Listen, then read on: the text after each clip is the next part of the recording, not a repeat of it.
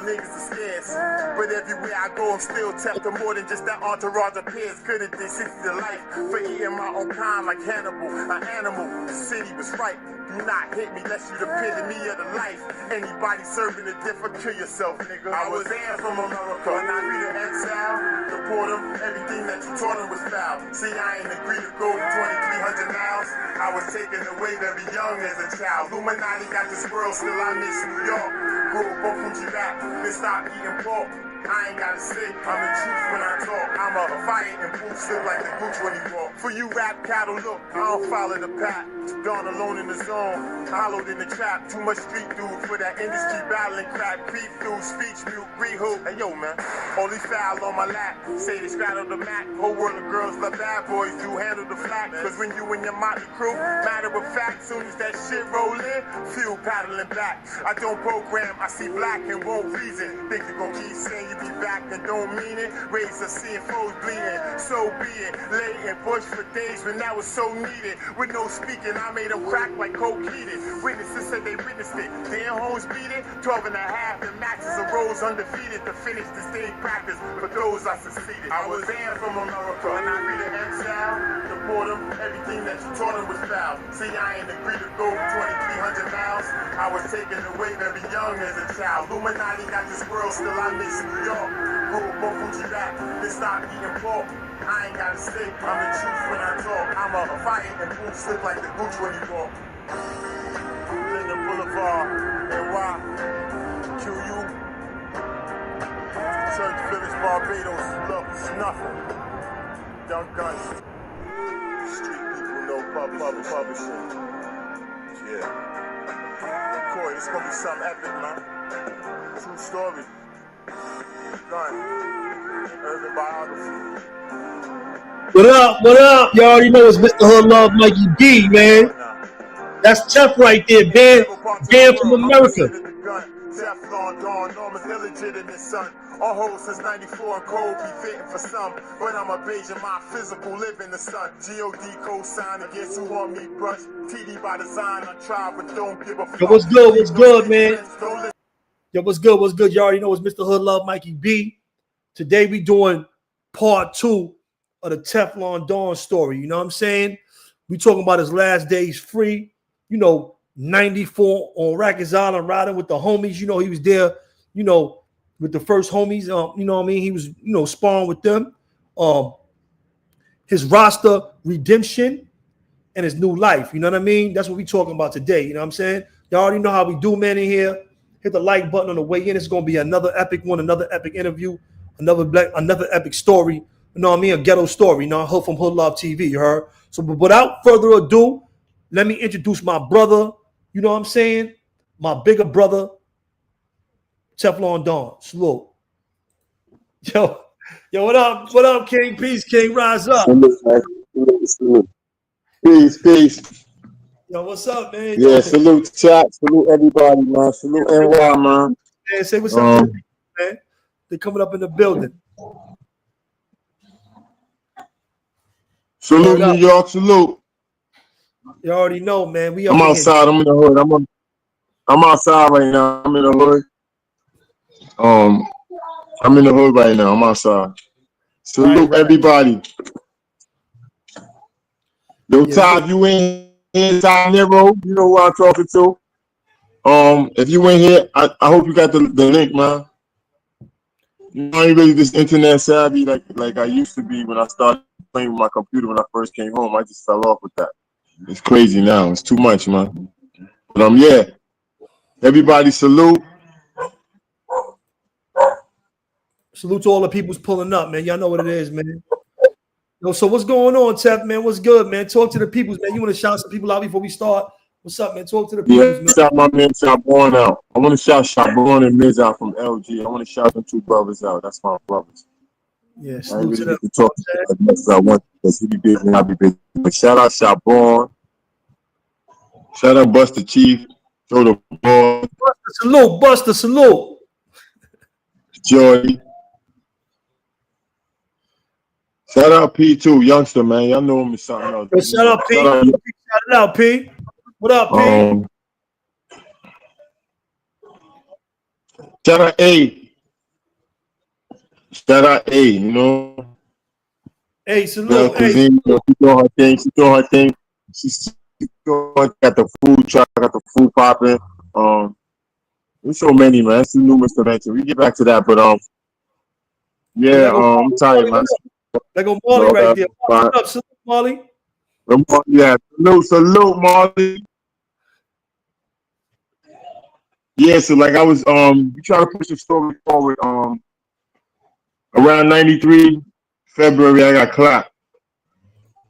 How that go down? Where was that on Linden. What happened to, you know, I had so much stuff going on that I'm trying to get my trying to get my paper and trying to avoid the drama, but you know, you got to deal with what's already there. So I was running into people and certain things. So one day I just happened to be with my shorty at the time. She was pregnant, and I'm going in the corner store. I just had a shootout the day before across town somewhere, and it just so happened that the same place across town that had the shootout a month before that, I had an altercation with some gentlemen, and I clapped their vehicle up. So they remember me. Nobody got hurt or nothing, but they tried to run me over, and I just clapped that shit up. So they happened to pull up on me going to that, you know, on Linden, going to the store. They happened to come there to do something. They was deep too. It was a couple of cars and all that. They was like, I don't want to put out so much information out there. It's in the book though, but they had they was, you know, moving to go do something, I guess, and it was about 5 or 6 cars. And they just happened to see me in the store, or one of the people remembered me. I remember them too. I already was on point. I had my shorty with me.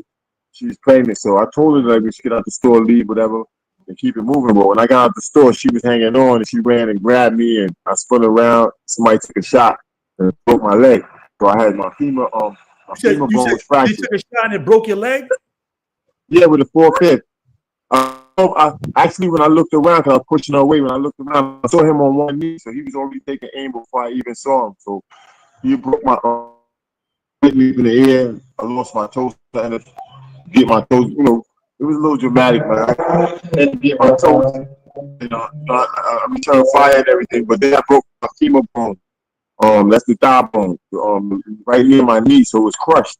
So I had some operation. I was in the hospital for about a little under a month. I had something called dynamic compression device. That's was like a new form of instead of a cast. It was like a whole brace thing. It was a plate they put in your leg and everything that moved. Plus they put the brace outside for you to you could actually walk. And I left the hospital. You know, my still was healing, but the way they had it set up, I had that. But anyway, I came at the hospital and I was running around still doing what I was doing. It was real hot '93 summer. Money was all right, but you know I still had a lot of drama and all that. And Bustin' them ended up getting locked up. Bustin' ended up getting locked up around summertime, May or June. You know, that's my rule. So he got back. You know, I was seeing him bunch of being to bail them out, but he ended up having to go back in. They violated some shit like that. So we end up rise up, Jock. Rise up. Freedom is a must. Tep, you freezing up.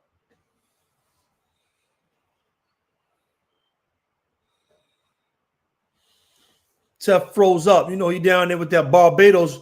He down there with that Barbados Wi-Fi. You know what I'm saying? that foreign Wi-Fi. Hey man, this shit is crazy. Go ahead, you good. Go ahead, you good. All right, so anyway. Yo, Jock in the building too. Salute, Lion. So what happened was getting out here. I'm in the hood, man. So we got a little bad weather, so you know. So around '93 summer, I decided to leave because a lot of stuff was happening. It was hard for me to move around because you know the people was looking for me and they was running down on people looking for me. They was going where I was known to be at.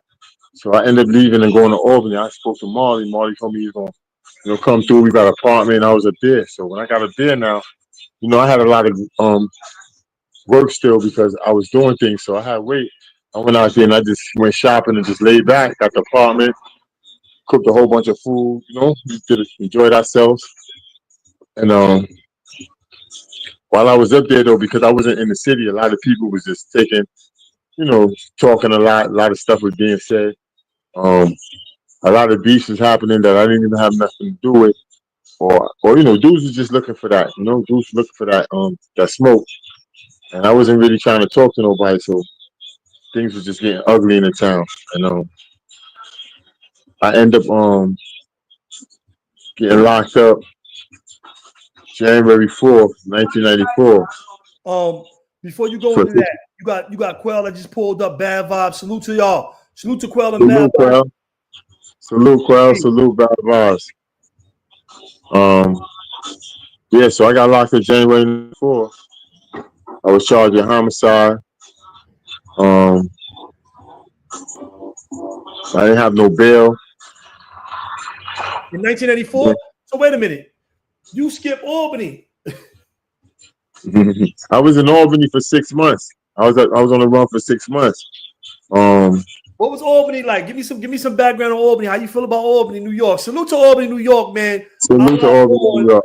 That was one of my homes. You know what I'm saying? The reason why I went up there too is because Albany, New York. You heard? The reason why I went up there too is because I had so much drama in New York. Everybody know, like, I lost a lot of dudes that was in Virginia, different places. I mean, everywhere you can name. I had some good dudes there too, but they wasn't so strong. But I knew where dudes was at out of town and all that, so I couldn't just go there. That would have been crazy. So with Albany now, my dudes was up there a long time. It was close to New York, so it was like I was just. Who was your dudes? Who was up there? Who was up there already? I was like Marley Swall, the whole GM fam. Like dudes that was like Mikey B. Yeah, you was up there. You was living with me. Actually, when I went up there, dudes, y'all already was going up there before me. But when I went up there and I got that apartment, I was taking the time while I was up there to try to like figure out what I was going to do with my life. I wasn't worried about nobody doing nothing to me. Honestly, I wasn't worried about that because I already figured it out. Like, yo, no matter what, even right now, you know what I mean? It don't matter. If they're going to do it, they're going to do it. And I'm not going to just go, I'm not just going to let nobody do nothing to me, man, no matter what. You know what I mean? They think I'm a monk right now. Okay, cool. So the thing was, I went up there and I enjoyed myself. I met a lot of women. We was partying a lot. I met a DJ named Swift. He was trying to put me on wax. You met a lot of women? Yeah, I met a lot of women, man. Shout out to Twashe. Salute to the Albany women. Salute to the women of Albany, Yeah, they was cool. They was loving, man. I had a good time. I had no problem up there with nobody. Salute to my guys from Albany too. Nobody. I never even robbed nobody up there. I did nothing up there. 6 months. I just was enjoying myself, and I was trying to really study what I was going to do with my life. In the book, you see that I was really trying to focus on that, but my shorty came up. She was pregnant. I ended up telling her, "Yo, I'm coming back." Cause she was arguing with me. I told her I'm coming back, and she said, "No, you're not." And crazy, truth be told, you know how that shit go. I didn't come back. You know what I mean? I walked up the Orange Street. I got locked up on the boulevard. The police had my picture. On Orange Street? No, I walked up Orange Street. I got locked up in. I got locked up in the north. Huh? Yo, listen, you don't want to tell them about none of our escapades up there in Albany? Yo, y'all was the one with the escapades. I was just getting money and chilling, but y'all always wilding on somebody. We had some fun in the clubs. Y'all didn't beat dudes up. Dudes ran. Oh man, that's just some shit. Hey yo, man, tell them about the story when all them dudes, them college dudes, ran down in the crib after we beat them up in the club, and they ran down the crib. I ain't gonna lie, when they came to the crib, I was paranoid because I was like, yo, these dudes gonna make it hot. It's gonna get locked up. Like I wanted to leave the crib, but then I said to myself, these dudes is in college. They really don't know what it is. Let me give them a taste of like what the fuck y'all really want to do. You know what I mean? Like, them niggas are scared, man. It was like first, 20 college dudes surrounded the crib, you heard? It was a lot of them. It was like 20 college dudes that surrounded the crib. Yo, yeah, bro. Shot 12. I need a front row seat. I had to pop up. Salute, King. Salute. Yo, let me get to the island. Let's get through this story because there's a lot of stuff that we're gonna talk about. We get back to Albany and certain things that people Nah, that go we ahead, know. bro. Go ahead. Do you, bro? It's all good. I don't want to stick on that because I don't want to talk about all them ladies that I slept with. You know what I mean? Like it's about that's in the book though. It's real juicy. You ain't sleep with none of my girls back then, did you? Hold up. Wait a second. We might got to stay right here. Hold up. Don't say no names. Nah, I ain't gonna do it like that. Stop it. it. Nah, it was yo. But anyway, I got locked up in January '94. That was crazy for me because Crip was already on the island. Bus just came home before I got locked up. Like it was crazy. Like how you know how times go in crews. You notice that a lot of times certain people be locked up, the other dude be out. Then you know sometimes you end up never being out with your man or whatever. But it was like that. I got locked up and I had no bail and nothing. I had a body. And already told myself that I was gonna get out for at least 2 years. You know how that, you know. So I Crip at I already knew Shower. I knew certain people that was on the island that was ringing too because when I was locked, when Crip was locked up and I was home, he used to call me. So he used to put me on the phone with dudes. I used to get, you know, certain things. I used to make certain moves to dudes, or I would try to help them. You know what I mean? That's how I met Love. I met a lot of dudes. Randy Love. I met a lot of dudes over the phone. Good dude. And ended up meeting me, like seeing me in jail, and he's kicking in. Like, oh shit, remember I talked to you and this, that, and the third. But showering them. So showering them sent me a box of razors, and I was in the 3 building. So when I was in the 3 building, now I remember that was January '93, January '94, February '94, and I just came from Queen's house. So what happened was I remember going in the mess hall, and I saw, I think that was Supreme now, for sure, but I didn't know him like. What Supreme is that? What Supreme you talking about? The dude that is mentioned in the early the early codes, the early Supreme Love that brought Shaw 120 home. So right. The first one of the first homies. Right. So I remember I seen him. He got he tall, dark skin, got like a square head. He had like a raccoon type of darkness around his eyes, had a hunchback. I remember him because he had the rag in his back pocket. I said, this nigga from LA or something. He threw it up, right? I seen him throw it up. So I was like, I was in the mess, so I was like, what's that? So anyway, it freaked me out. I was like, oh shit. So anyway, I got back to my spot. So when I got back to my spot, my man Joe was in there from Springfield. God bless his day. Rest in power. And Joe was in there. So Joe was telling me what's going on because they had some dudes. They had nietas in the house all around. They had like all this. They had these bed sheets ripped up. They all had white on. It was crazy. So I was just uncomfortable because I remember being up north in '90 in Marcy, and they had the riot up there. I was there. I was in my dorm and all that. Powerful enough for Brooklyn. It was crazy, right? You know what I mean? But I remember I seen how dudes farm. So I was like, yo, that don't look good. So anyway, I ended up getting into something with them dudes on the way to the gym, and I ain't really know how to buff our razor. I got bagged. You know, they was trying to back me down. I was backing them down, and I got bagged, hummer stunting. But I ended up going to 1A. So when I went to 1A, immediately I think a little word had got transferred or whatever, and somebody tried to pop on me, and I ate a nigga on 1A. So I started like getting in that vibe. And Shaw when them came and visited my cell, they gave me some more raises. And Crip was sending me kites, and Crip was vibing. And I was like, yo, that's what it is. So I ended up cutting a lot of Spanish dudes that was a gang, So they was trying to get me. It was like a never-ending story. What gang were they in? Netas, Latin That Kings? was the first ones I encountered, but the Latin Kings were strong, especially when I got to 1A. You had King Blaze and all of them was there. The other fat one, Lace, I think his name was. And I got it on with them too, but they couldn't fuck with me, man. When I got to 1A, dudes was already busting their gun. I wasn't, some niggas was there for a minute and they ended up leaving. I think they took them to Fez or some shit. But I was there throughout that whole 1A time in '94. Big True from the Bronx was down there. Raw, I came for the adolescent. Raw was down there. I knew a lot of dudes on Raw. Rowe. There's a whole bunch of people there. Dead on Rowe was in there. It was mad dude. He's a porter. I remember I was gonna eat him on the gallery because he was on my gate.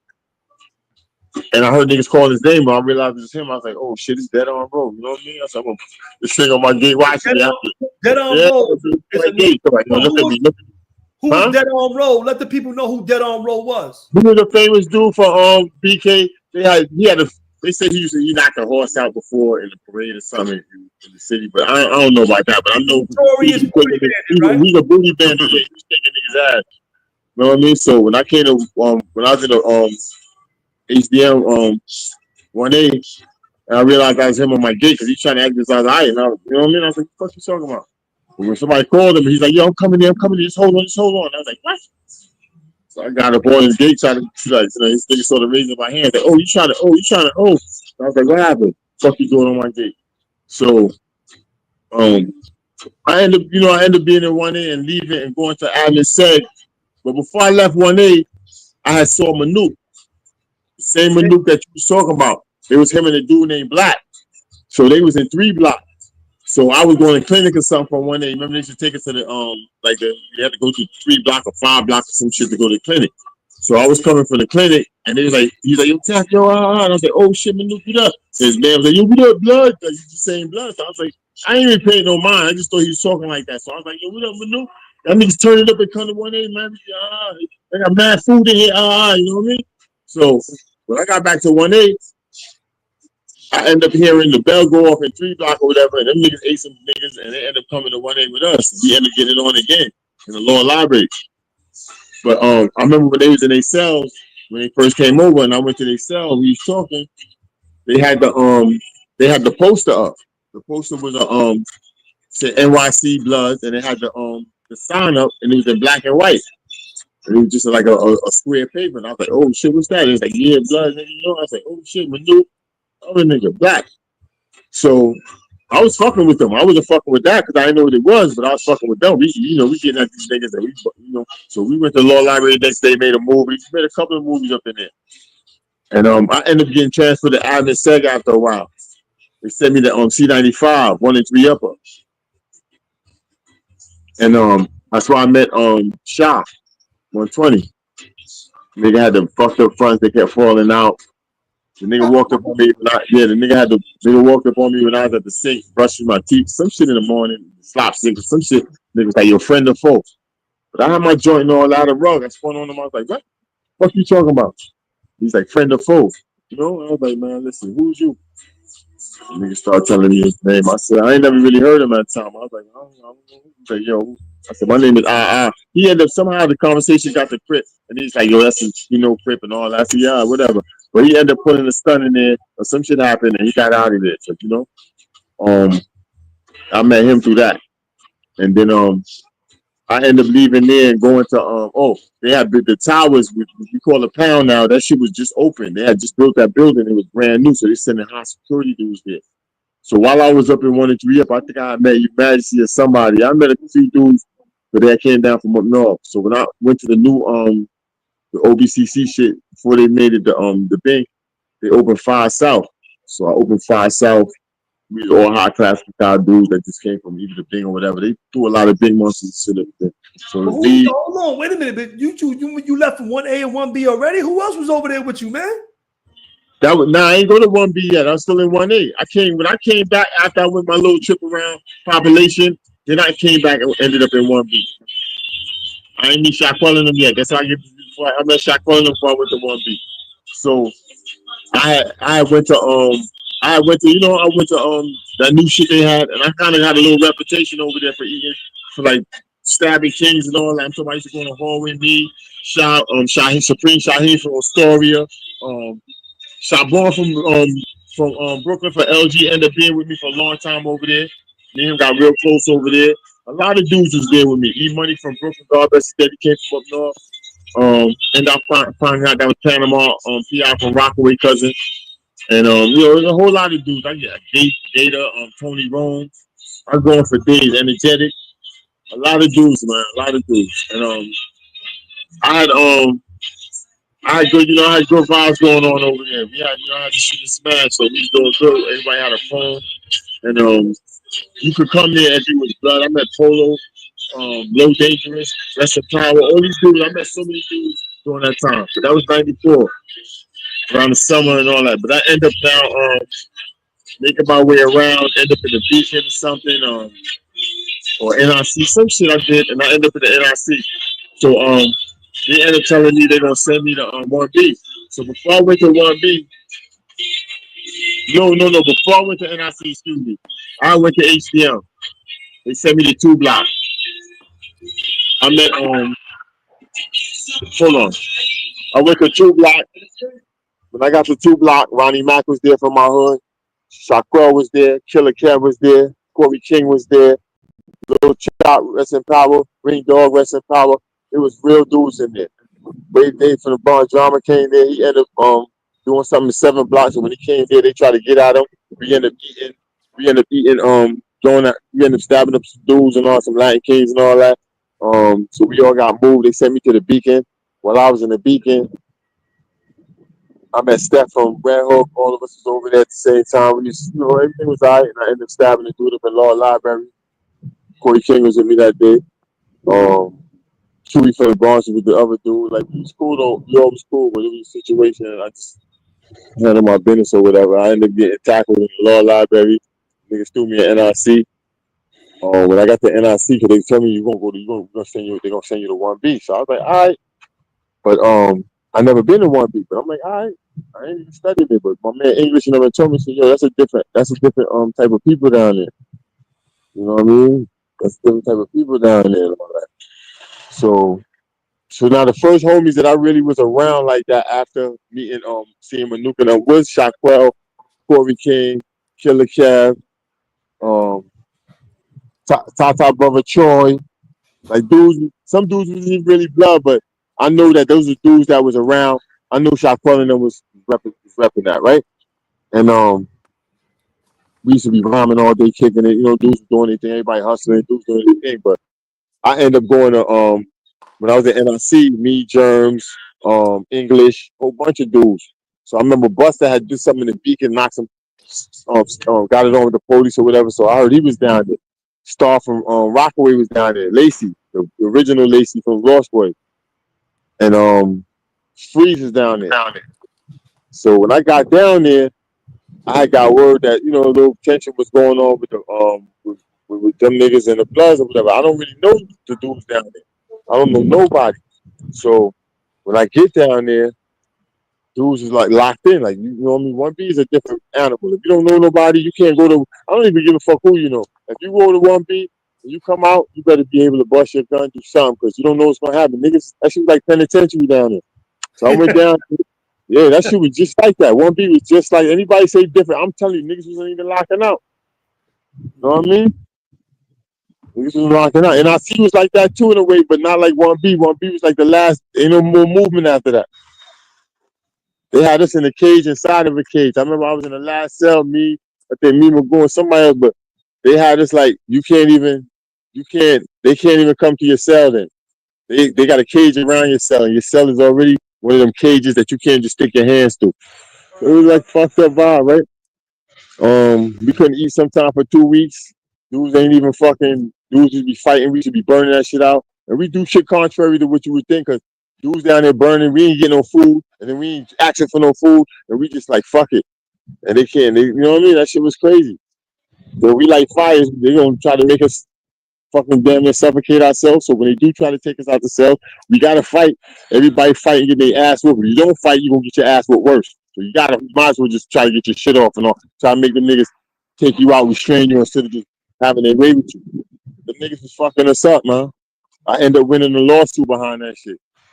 I ended up getting a lawsuit behind that, man. Dude was the one who put us on to that, but put me on for sure. Because I never forget that shit. I won 2 lawsuits off of that. That 1980. How much you got on them lawsuits when they whipped your ass? 110,000. 110K? Yeah. They broke bones? Yeah, I got 100. I got 2. I got one for 40 and one for 70. They broke bones on your body? Nah, they ain't break nothing. They fucked me up. Fuck you, so they broke bones. They ain't, listen, when you're not sentenced to nothing, they supposed to take care of you. Ain't no fucking you fell and something happened. You're like a child that they responsible for. You know what I mean? I went through a whole bunch of shit with that. I had the federal judge end up saying I had a judge named Mukasey. I think he's a judge that did some rulings for the people out on the street and all that. But the nigga end up showing me. He said, he sent me a federal manual and I had all the rulings. And it's like, you sent to jail as punishment, not for punishment, not to be punished when they want none of that shit. Come on, man. I wasn't even sentenced to nothing. And then you cuffed, we was cuffed, they was beating us up cuffed. I'm like, you know what I mean? Fuck that. Anyway, I won that shit, and I end up I end up we end up going through a whole bunch of shit in 1B and all that. They moved us to the pound. Wayno, when I was in 1B, it was Wayno, Wildcat, Magoo, Nalo, Rest in Power, G Money, Brum Brum, Junglist, Lil Curtis. Everybody was down there, man. Everybody. A few dudes passed through while we was down there. Like Killer Kev came down there for a minute, but I know him from 2 Block. But I think he came through to go up north. But the main people that was in 1B the whole time I was there, Mandu, Brum Brum, Dada, Wayno, Magoo, Audi, Wildcat. Yeah. So what was that like being around all them dudes? And that's still 1994, right? That was 1995. That was 1995. Excuse me. That was 1995. How was it being around all these dudes? You know, dudes hearing about these dudes on the internet. Anytime these dudes got to tell you the truth, right? To tell you the truth, I was there when them men was starting. Then Dead came down there. A lot of people I knew too because they was friends. So they was checking for me. They was coming down there and shouting me, and we was kicking. Which Dead you talking about?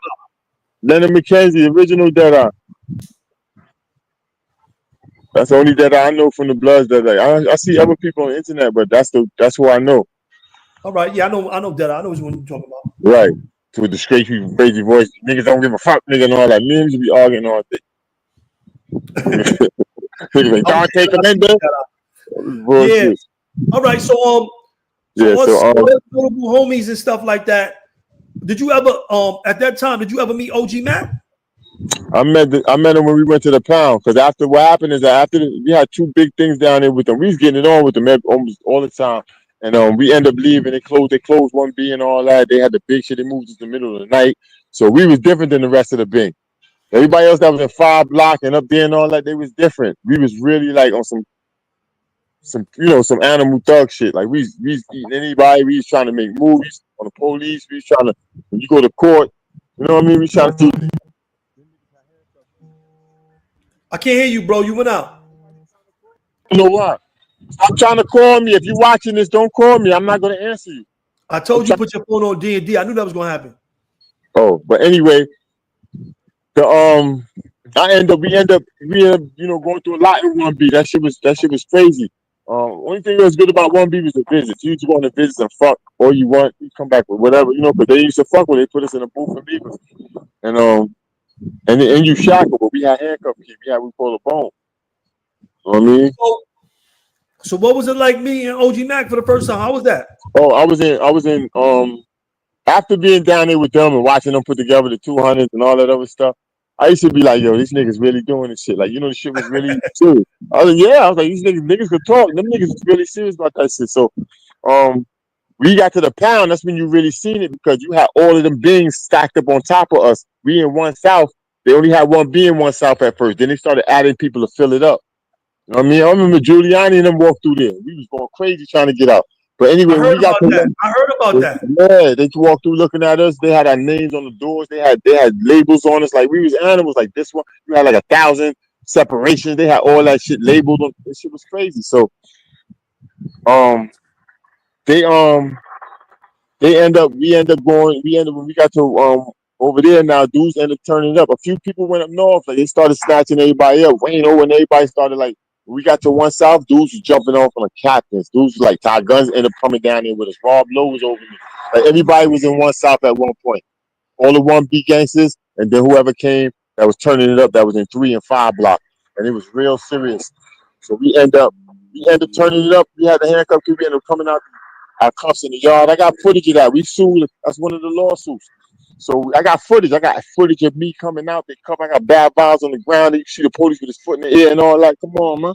So and hold on 1 minute, man. It's 164 people in the building and it's 39 likes. Y'all is tripping on the like button. Get the likes up, bro. This is legendary, classic. You know what I'm saying? This is all kind of history right here, y'all. Come on, stop it, man. Hit the like button, yo. So what happened? We got some haters watching, but we ain't got 165 haters watching. Y'all tripping, bro. Hit the like button, please. Thank you. They want to hear that. They want to hear that drama. So what happened is that so what happened too is that yeah, from that one South experience, a lot of people got shipped. It seemed it was like a lot of people started getting shipped up north. They was moving dudes. It was real traumatic in one South and all that. Dudes getting fucked up. We getting fucked up, man. We was getting it on with them. The wildcat certain dudes learn how to pop they cell with the toothpaste jump off and all that, toothpaste cap. That shit was, you know what I mean? Dudes was doing movies. Then nobody couldn't feed us, so we had to feed ourselves. So it was crazy, man. That shit was crazy. It was really serious. And then I end up I end up I end up getting out of there. Back up the camera a little bit, bro, so I can see your face. I end up getting out of there and going up north. I know Right. I end up going to Brooklyn House. They ended up taking me to NRC, then they took me to Brooklyn House. I can't hear you. Back up the camera, bro. You too close to the camera. When you came through, I went to NRC. I came through 9/6. I think September. Right. I think I left the pound. They took me to NRC because that's what they was doing with us. I went to NRC and I just missed you. right. I went to NRC. Niggas was turning up in the pound and all that, but I was gone. I went to NRC.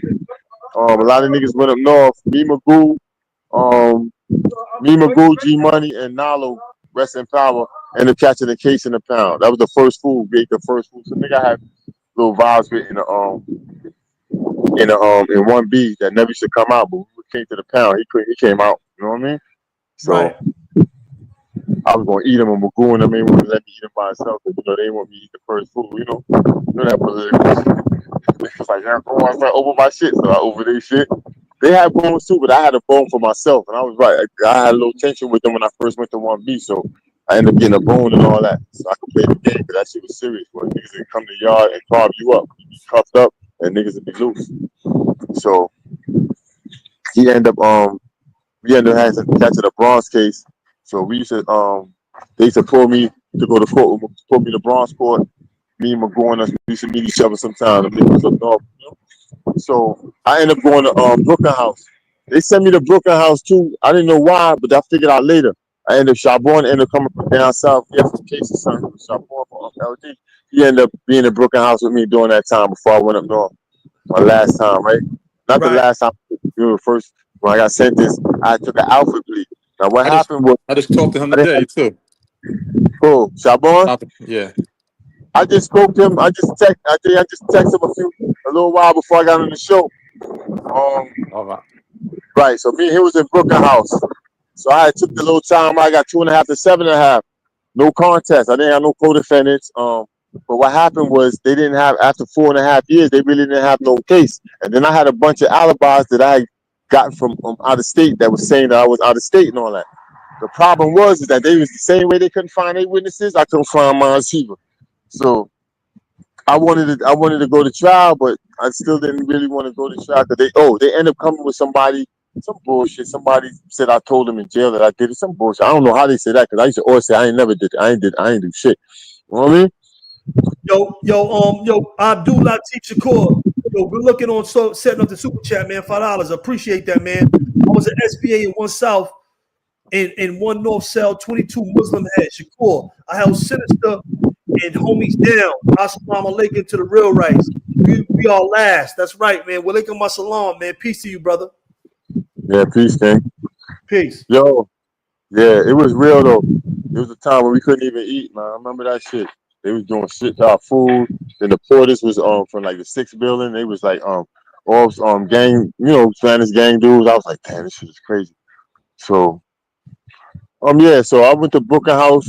I was in Shabon for a minute, and before I went up north, and I thought it was kind of over for me. So I used to write songs and stuff. So I was already like tuned in to certain shit. Everybody used to talk to me and tell me what's going on, and I just told myself I'm gonna come home. I'm gonna do my thing. When I got up north, I was in Green Haven for I ended up getting hit at the board, and I ended up being in Green Haven to CR. But them niggas sent me like. What year was that? What year was that? And how was it going up? How was it going up north? What year was that? That was like 98. When I first went up, the first place I went from downstate was to Green Haven. So hold up. How much time did you get for that case that you caught? And that was a murder charge, right? Yeah, I How got much I time? got I got 2.5 to 7.5. Yo, when I heard you, what? So That's why everybody said I beat it. That's why everybody said I beat it. you Because what pleaded to happened? manslaughter? Huh? What's that? The 2.5 to 7. What's that? It was Manslaughter? manslaughter. Yeah, it was manslaughter. All right. So yeah, so I got a manslaughter for that charge. I was in jail a long time, and my case is kind of fucked Let up. me ask you this: Yeah, How did you get manslaughter for that? What was the thing in your case that made it manslaughter as opposed to murder? because when I shot Juan Tarley, they claim. Because don't forget, I got an alpha plea, so I said I ain't do it even on my sentence. I don't know what you're talking about. I'm just pleading guilty into the justice. But the Oh, man, so you took an Alfred plea. yeah, I plead guilty in the interest of justice. I don't know what you're talking about. I'm only pleading guilty in the interest of justice because at this time I feel I can't get a fair case, a fair trial. All my witnesses and stuff. They moved away in certain things in a lengthy amount of time that y'all taking to bring me to trial. And that's what they say. That's what they give you when they ain't got shit too. Oh, okay, right. So it was a weak case. What I remember seeing, where I got that from too, is I saw a dude, Marv Albert, did some bullshit. Some sports commentator did that, and they gave him that, and he ended up getting back his job, and it didn't affect his career. So that would have gave me like I ain't never got convicted or nothing. So what happened was, immigration ended up coming at me after I got sentenced to that. All right. But I went off. I had all that time in, but I had 2 jail cases too. But they was like, Right. yo, we'll give you a year piece. They'll run it concurrent though. I see I'm gonna take 2 years and I'm out here. So I took I had a jail case for eating through the something court. Same G Money, my man Joe, that rest in power. The dude that had told on him, his co-defendant, I ate him in the bullpens. And I got a new charge for that. I ended up taking a bullet for that. And then the thing with me going us in the pound, I got a bullet for that too. I end up going up north, Green Haven. Did the rest of my little bit in Green Haven. It was sweet. I ain't had no problems. A lot of people I was there with a lot of people though. I can't remember right now because my mind is foggy, but I was there with real people. I was in a music class. A lot of people know I used to spit. You know what I mean? But it was alright. And I had 6 months ago, and they sent me to Fishkill. When I got to Fishkill, me and Chabon, brother Miz, used to write each other. We never met each other personally, but we used to write each other, send verses back to back. You know what I mean? I was still in tune with certain people. You know what I mean? They was doing their thing, and we was just talking about what we're gonna do when we get out and certain vibes. And I ended up going there. I met him. I met my man JB that I met on the island from Big JB was there. So, all them dudes brought me care packages, like checking me out, telling me, come to whatever. And I was like, all right. 7 days into the prison, the police came and locked me up. Had a secret indictment. They didn't even come and take me from reception. I guess Fishkill where I was at was like reception, but they came and took me out the house with my stuff still in my cell, right there, my pictures and all that. And they brought me down to Queens Court. They had an order from the judge. Said bring me down and get me arraigned for they had a secret indictment. They already took me to the grand jury and all that. So it was just bring me to arraignment. And I was like, wow. So I got indicted for another murder that was older than the one that I was locked up for. And they never really had nobody. They had 2 or 3 people that spoke to them in the beginning, but they went back with them people because they got a few of my. I think I sent you word. I think when they caught me, I think they told me they had something on you. They had another on you, right? I think I sent word to you. I was writing you. I think you told me that. I think you told me that they said they're coming for me. Yo, look, Quell. Yo, check it, Quell. Yeah. When they locked me up, they told me, yeah, your man Teflon think he getting off. We got another one. We about to drop another one on his head. You heard? Yeah. Oh man. Yo, they crazy, bro. Yo, Abdul Latif, salute, bro. Appreciate you for the super chat. Bad vibe, salute 1998 to 2000 OBC and becoming a member, bro. Appreciate you, man. Y'all hit that membership, man. Become Yo, that new case right there is what really opened up. It's what kind of changed me too. It really changed me because I was so surprised to see like this amount of statements and stuff. It was crazy. That really opened. My first case wasn't like that. My first case was simple, right? I was just working on. They didn't see me lying, and all that. And that's kind of what the situation was. They didn't really see nobody. They just know what they heard and know what it should have been and who it should have been and all that. But you got to see the person through it. And this case now was where like they didn't have nothing. It was a bad. Listen, for the record, it was a messed up situation where somebody lost their life, and we was young and all that, but it was a stupid situation that made somebody lose their life. And when they charged me and I came down and everything, the amount of people that worked that they used to build this case was simple. It was just all my friends. It was just all people that used to work for me that never even had anything to do with it. It was just so crazy. That shit just spooked me out because I was like, yo, man, what I do to you? You know all your friends told me. All type of shit. Like niggas out there, like built like that, and I helped you, but you turn around and you bury me or try to bury me just because you ain't want to do it. And the thing about it, right? It wasn't like it was me or them. They had their own little bullshit case. Might have been a drug case. They might supposed to got 4 years, some bullshit. And nigga went to the grand jury and testified so you could get 3 years probation. One of my dudes, a dude had just bailed him out for the same case, so he didn't even know nothing. They wouldn't even expected that. But when I got that paperwork, and because the type of investigator and the lawyer I had and all of the official, I got everything, and I was seeing, and they was coming because they was telling me, yo, you know this person? You ever heard of this person? And I was like, damn. Yeah, what's wrong? Man, he seems to be the one, but we don't see them. But we got his name popping up, and they breaking it down to me, and they showing you how to read through the lines, and then they was getting the actual shit too. So that's what really changed me, man. That shit made me so fucking like aware. And then this is another thing. When I caught that, and I came back down, because I was in Fishkill for a couple of days, and they came and rearrested me when they charged me and all that. They sent me through the system like I ain't had no, like I was from the streets. They sent me to Queen's house. I went to Rikers Island, just that when the police saw me. Yeah, they tried.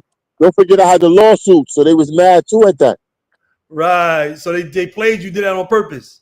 Yeah, I was good though. Population, that shit was pussy, bro. That shit wasn't like how it was before. None. That shit was just like niggas looking like they was smoked. Like everybody looking smoked out, like a sort of way. You see old heads and some niggas that came through a violation, but even them niggas don't want to see you, but you might have been with them, and they had their shot to go home, and they come back on some bullshit with a million stories. You know what I mean? 100 pictures and all that. Right. But listen, I end up getting sent back to Green Haven. Remember, I left here. I ended up getting sent back to Green Haven. And when I got sent back to Green Haven, I ended up getting in some shit. Cause once they recharged me with another case and all that, I didn't give a fuck no more. I didn't even I wasn't trying to be nice. I wasn't trying to chill or nothing. I just like whatever. So they sent me back to Green Haven, and while I was there, I ended up getting some shit in the yard over Ali Mo.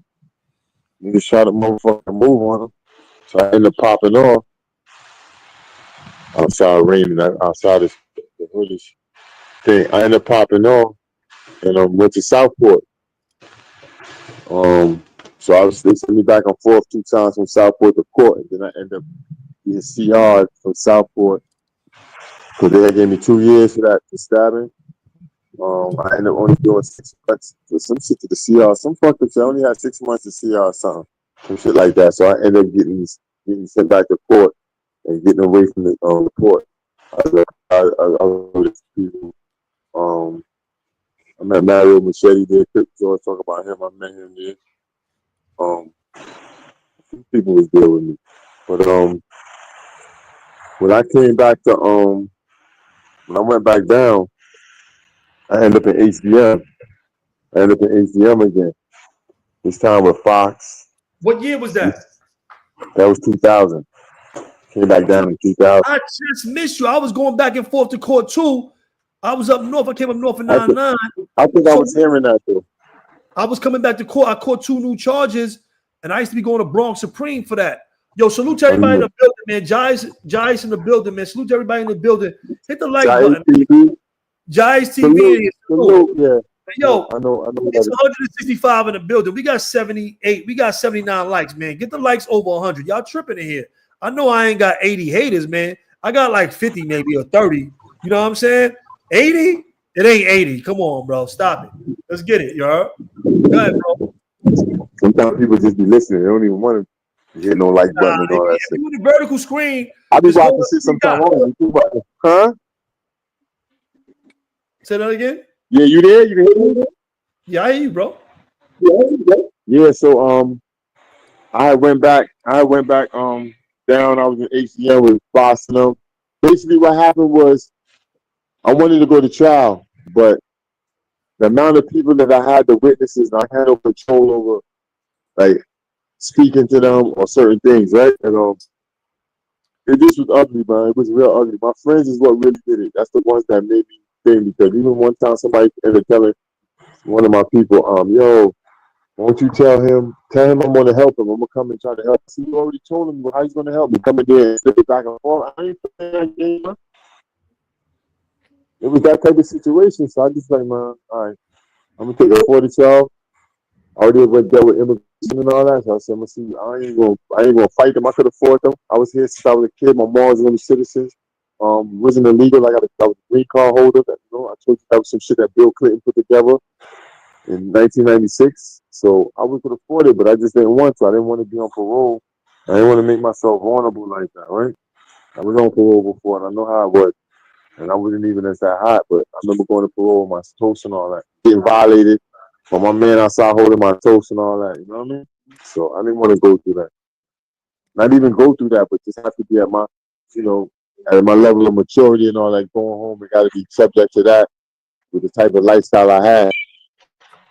So I just told myself I'd rather move off, come with a clean slate. I can make it different. I end up taking a 4-12 because I already had the immigration thing. I didn't even care about felonies no more. It didn't matter no more. It was like I was going to go to New York to get a job, or I was going to go to New York. It was like I'm going and I'm just going to do my life. And when I come through, it's going to be for business or whatever. It's not going to be trying to be a citizen or trying to be part of that structure, because nobody I know right now lives in New York except 1 or 2 people. But the majority of my friends live out of state. All of them. Everybody. For a long time too. So it's like, when I'm supposed to come back here to live, I got paradise and I got my own snip and all. Like, what am I really gonna do? Except just go visit friends and do some business.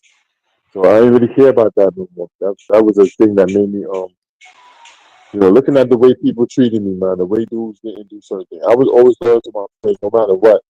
So, even when I was young and just stupid or naive, but I was loyal. I never let nothing happen to them that sort of way or leave them hanging. But I went down there with Fox. I was supposed to do some music, so I used to be over the phone with some of my people at the time. And that's why a lot of dudes be on the internet talk about they was with me and they were supposed to go to contract with me or make arrangements so that I could do some music or I could do something. You know what I mean? I had opportunities to do things, but it never materialized because dudes didn't go through what they said they was going to do. So, that's just how it is. But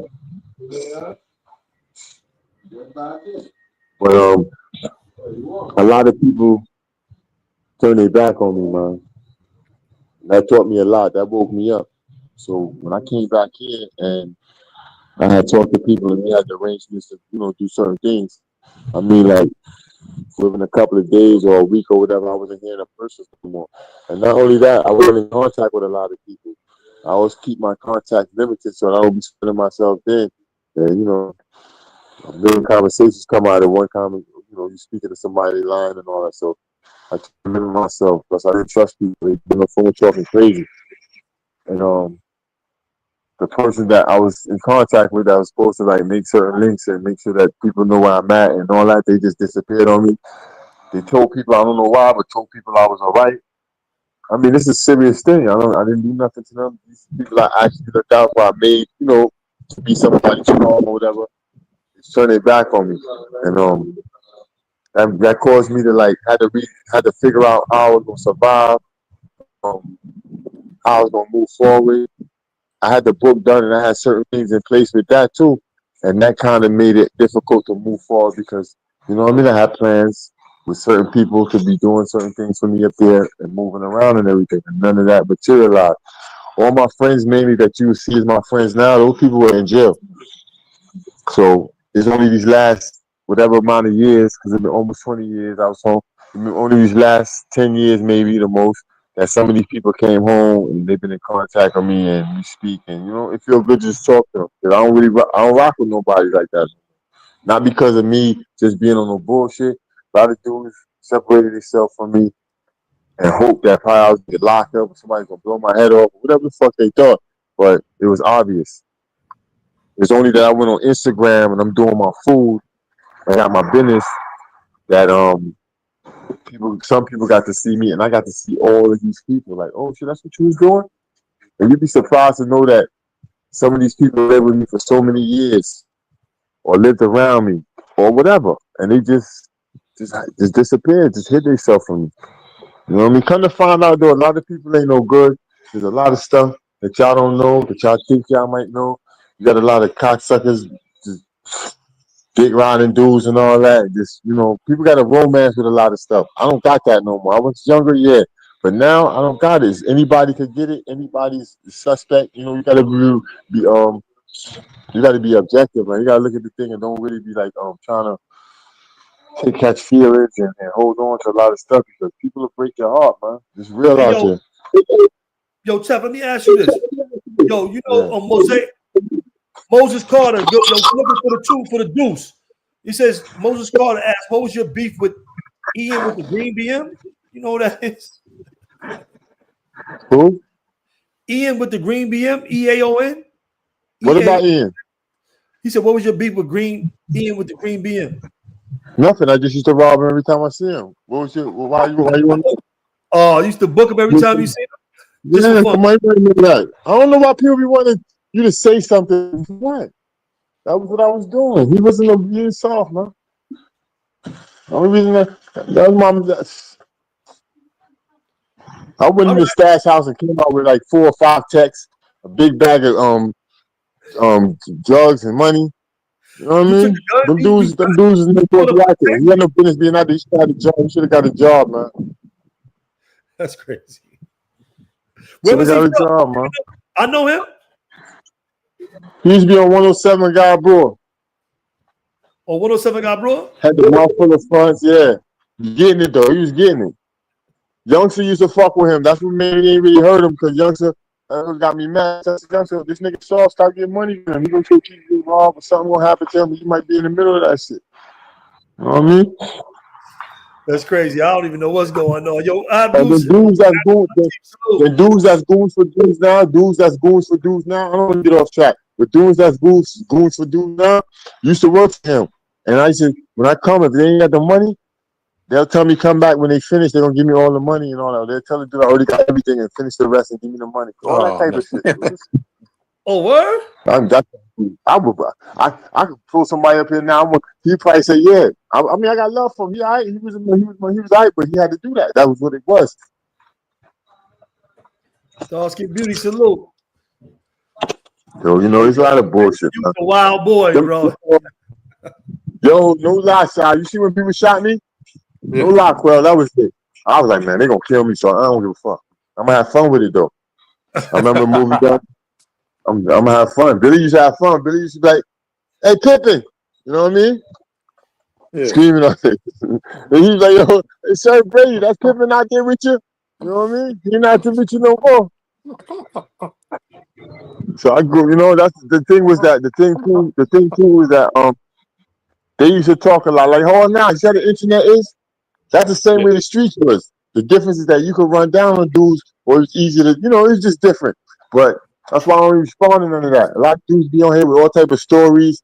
Me and dudes ain't even had no beef. I lose shoes, you talk running around. You got beef, I got beef. What beef? And you see me turning around and all that. Like, come on, King. I'm about that life. All now too. Like I'm not putting myself in no stupid positions, nobody do somebody don't talk about this dude. Everybody got a camp and I got somebody in their camp. I don't care about no power or nothing. Dude's gonna do it for free. I never signed nobody for no money or nothing.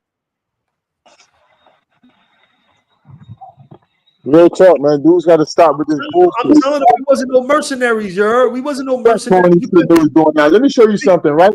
This is all love right here, you heard? The crazy shit, right? Is that the youth don't know history, and because they don't, they telling them lies and telling them all that bullshit. They on a different path. Y'all think that it's not like that, big man. People, when you get They don't locked up, man. understand that, Tef. They don't Listen, understand right it. They now, don't understand who we somebody was. We told me had about, love, like, bro. We had love. We had loyalty, bro. you know how many people, but you know how many people, you know how many people. I wish I could still talk to, or I could be around, or I could have spent some time with. Big man, that jail should change your whole life, man. Should change your whole life, man. That should change my whole life, and not only that, um, you get to see people, you get to reflect on, you get to really see how life is. You grew up around people you don't know till you know them. Right. You know what I mean? You be thinking you're a person, man. A little 10 minutes together, be feeling like, yeah, it's solid as a rock. Motherfucking let an hour go by, bro. Yo, it's different now. They got these dudes tricked. They got these dudes.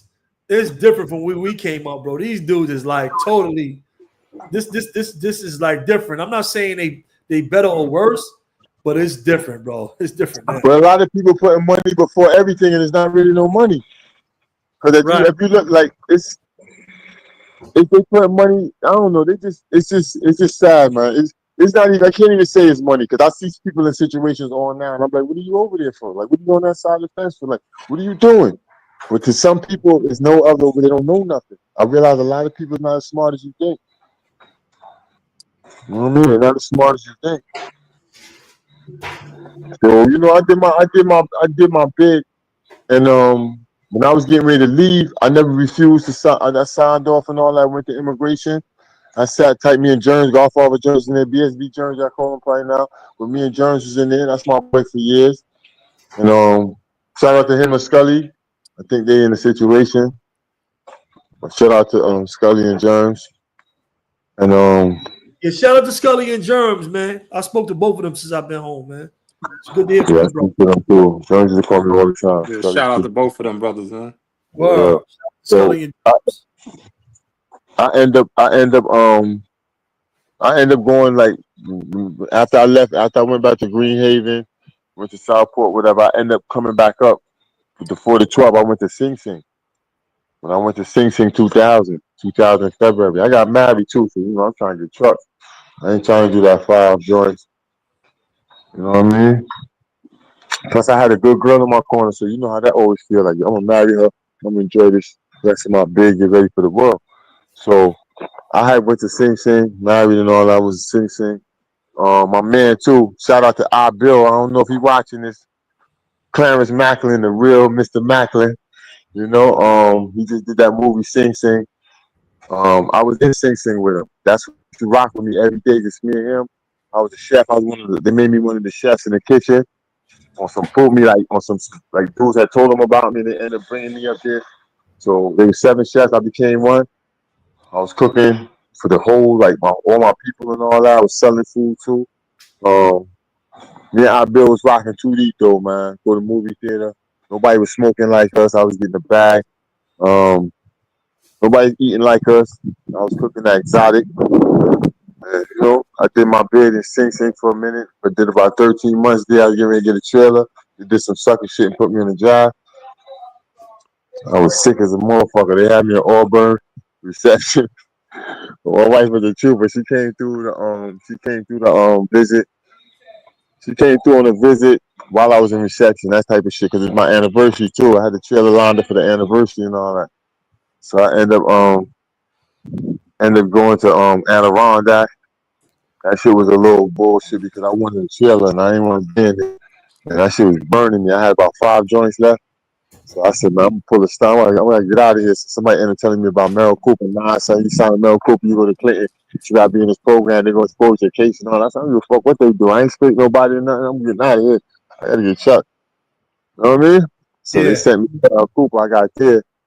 I ended up meeting a lot of dudes there. I think me and Ralph Lowe was over there together. There's a lot of people who was just there. Everybody trying to get their chuck. So had like 3 buildings over there, so we all used to meet each other in the church and all that.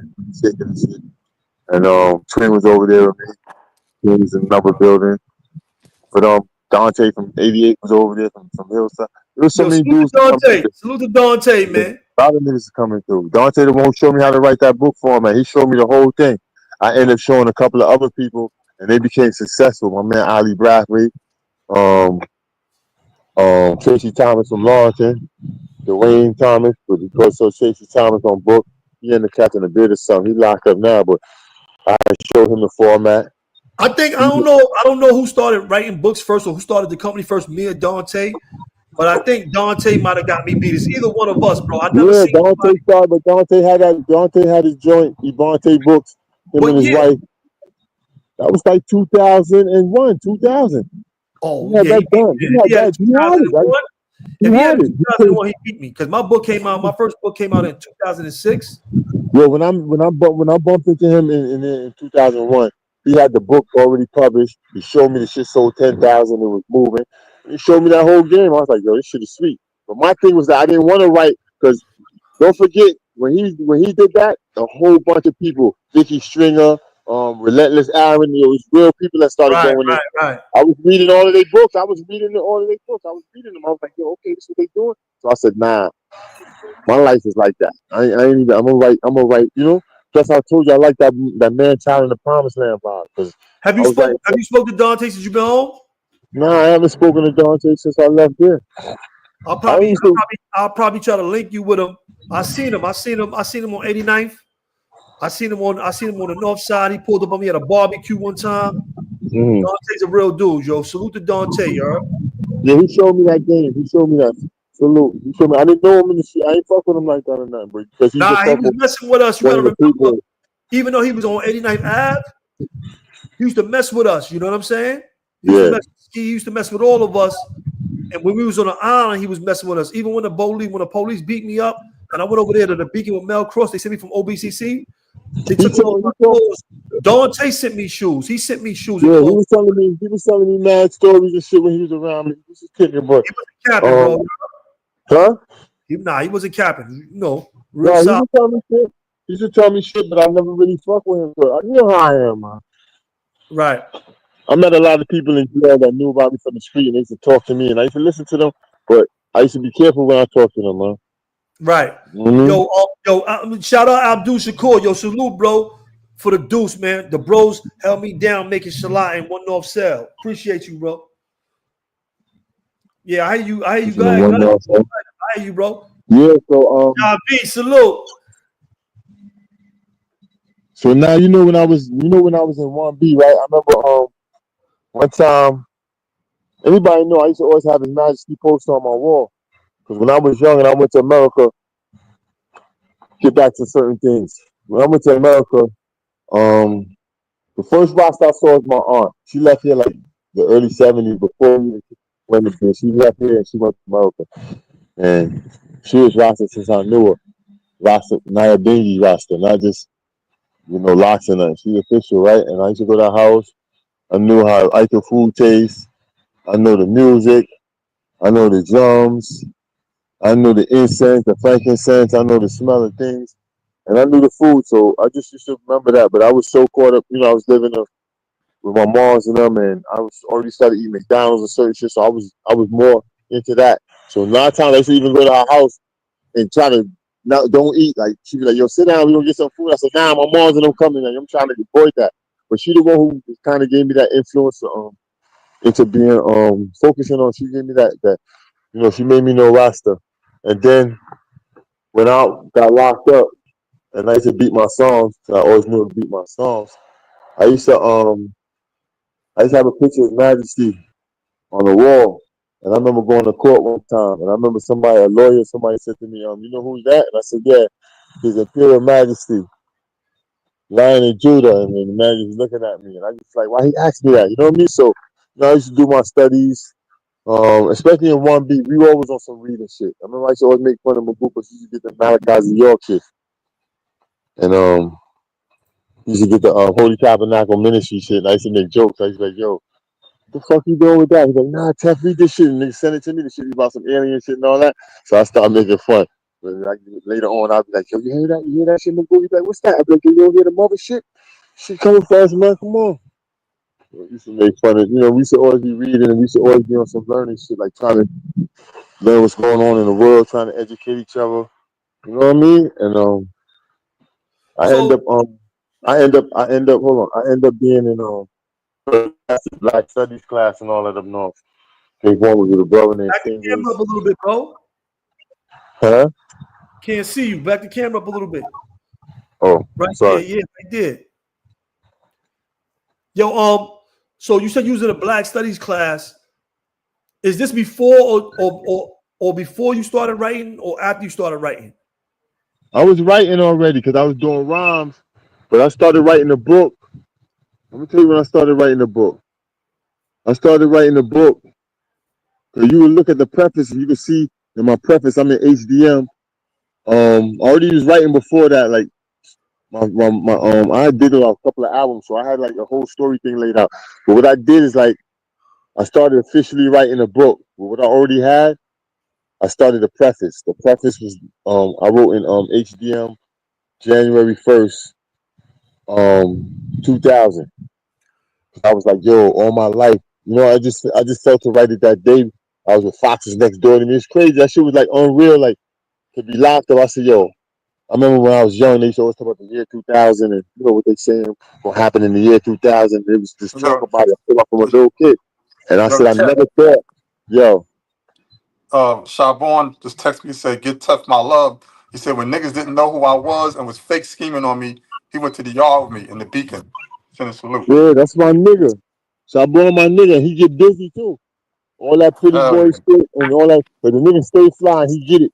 But that nigga get busy. I remember I was in the Brooklyn house. I was like, Shy, I just got sentenced. I'm going home. Shy ready to get on with the police. Shy like, man, fuck that Tef. You hear this nigga? I'm like, oh, God, I'm going to jail. You know what I mean? You get busy, man. That nigga get busy. So you said you started the preface in 2000? Yeah, I started the preface where it was like, yo, it was like introducing, like, yo, I'm writing now. Like, I was like, yo, I can't believe that I would have been in jail come the year 2000 with 6 years in. And I start breaking down this whole shit about the prison system, how it's so fucked up. And, I'm counting the days. Like I tell you, I did 4,600 days. I'm counting the days, like counting the days. I ain't even dealing with months or years no more. I'm just dealing with days. And I just started the preface from that day. You know what I mean? And then the book goes back to the beginning, and I take you through everything. And it's deep, man. It's deep because I never thought the life that I like when I was younger, having both parents in the house and certain shit. I never thought. I remember being a time when I was like, well, I ain't no jail nigga. I realized, nigga, you in jail for a long time. You've been in jail for a long time. And you did all type of jail shit. Like you a jail nigga. You know what I mean? But right, yeah, you never think. You never realize the space you went to. You get time to step out of that box and really look at it. But what made me change is that what I went through with them niggas, man, they showed me, man, that like there's no loyalty, man, and it don't even matter. Like you got to know people, and you be knowing them. I'm not surprised. Like a lot of people that did things to me. That's another thing I wanted to show people. Is like they already showed me that when they was younger, and I just ignored it. I remember my friend. I had to take him to somebody to. I remember that I had a little tension with my own people, right? And two was getting banged up. I ended up getting a violation when I came home.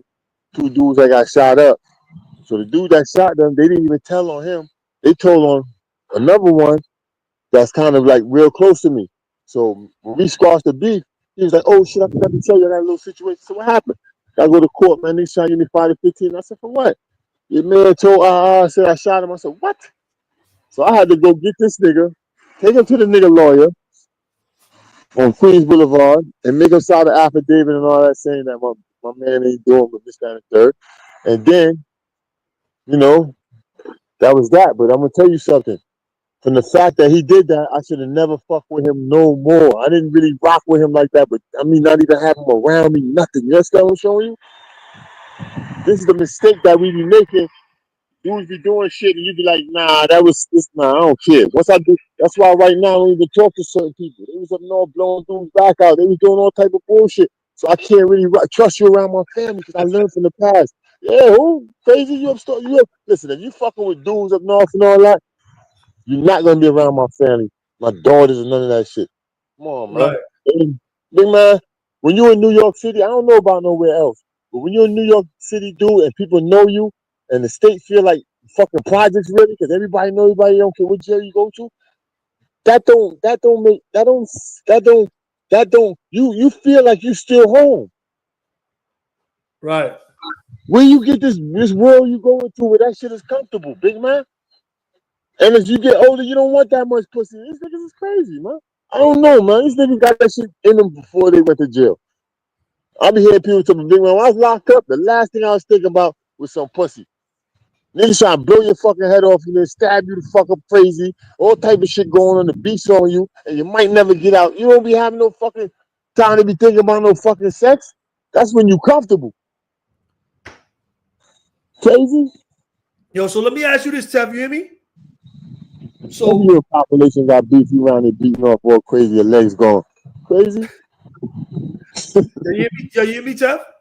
They gonna beat you up in the yard. Yeah. Yo, so let me ask you this. I know you Rasta, right? Yes, for sure. Yo, so when did you like, change yourself from who you used to be to who you are? When did you embrace the Rasta lifestyle? When did you do all that stuff, bro? I always knew Rasta, right? But I didn't embrace my liberty. I embraced it in there because in 2000, Abuna Fox, I came to I think to sing in one of them joints, but he had baptized me. That was just Oh, for the Uno record. Fox? That was just, Uno huh? Fox?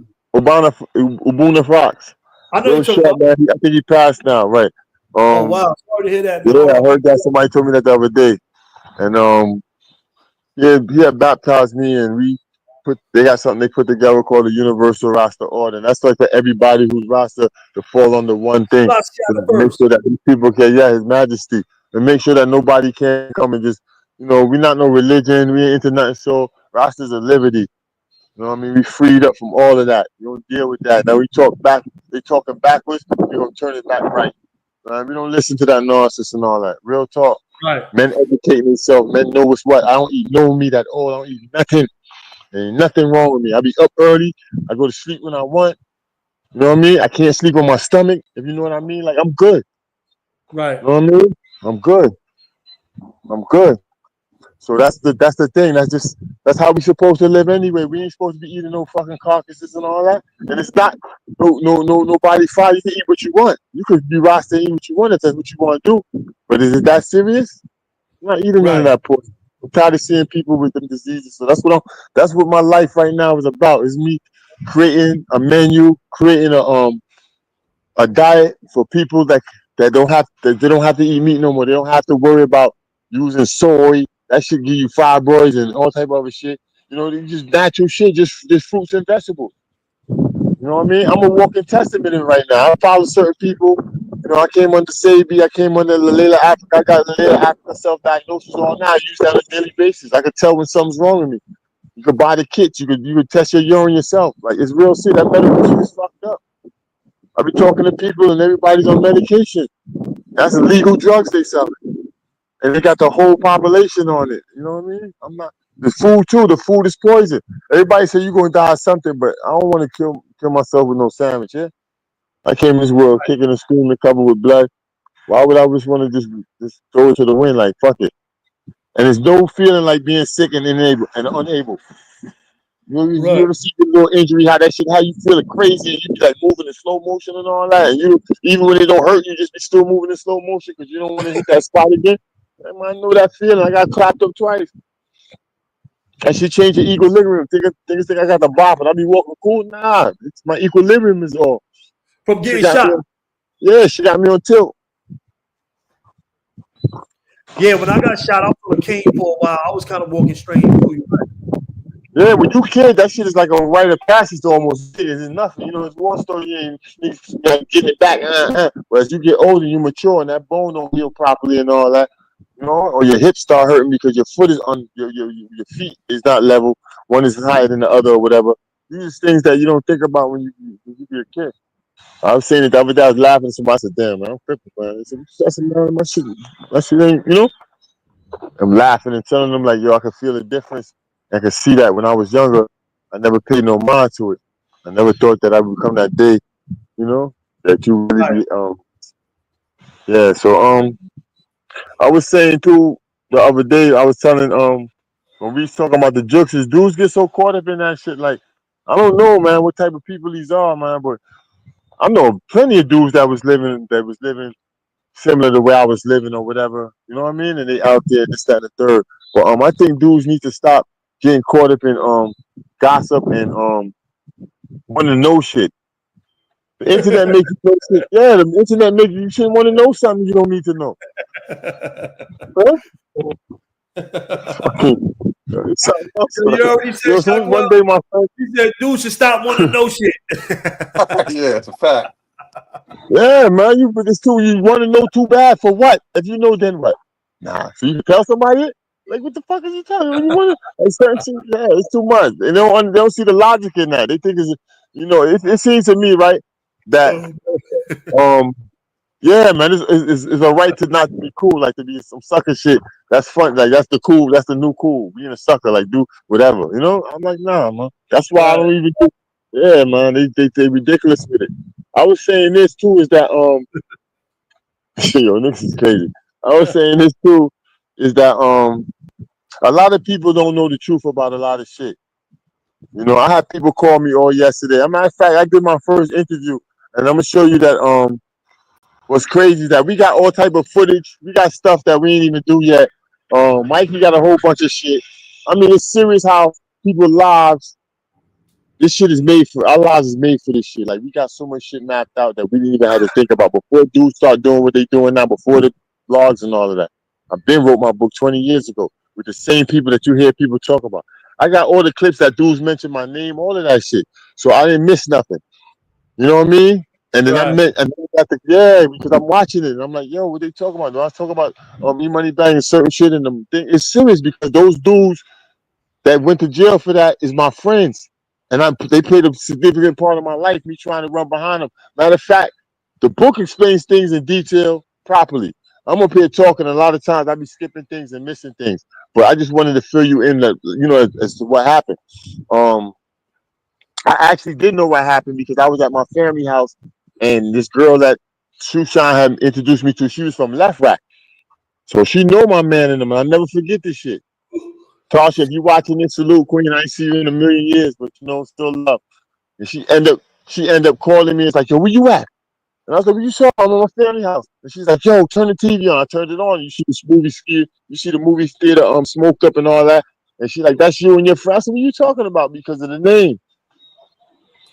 So, and it was on the news that first, like that as soon as it happened or whatever. So I was watching it, and I knew kind of what happened, but I didn't know who was involved really. You know what I mean? My people ain't go up there to do that or nothing. So yeah, but a lot of people don't know the history or nothing. They just be talking, and a lot of dudes got this romance with the streets, like you in love with certain things you don't want to believe. Something is something, but that's you gotta get off of that, man. They You don't gotta get understand. off. They don't understand, Tough. You heard? Yeah, they think that is important. And I hear somebody telling me, yo, listen, so many people call me about people. Listen, I can't help being myself. I ain't scared of none of them dudes. And I don't even want to tell nobody nothing. It is what it is, man. Do what you want to do. You know what I mean? The most important thing is that when you're in a situation and like we all came up, handle your business when you're in the situation and you have the opportunity to handle your business. That is when you handle your business.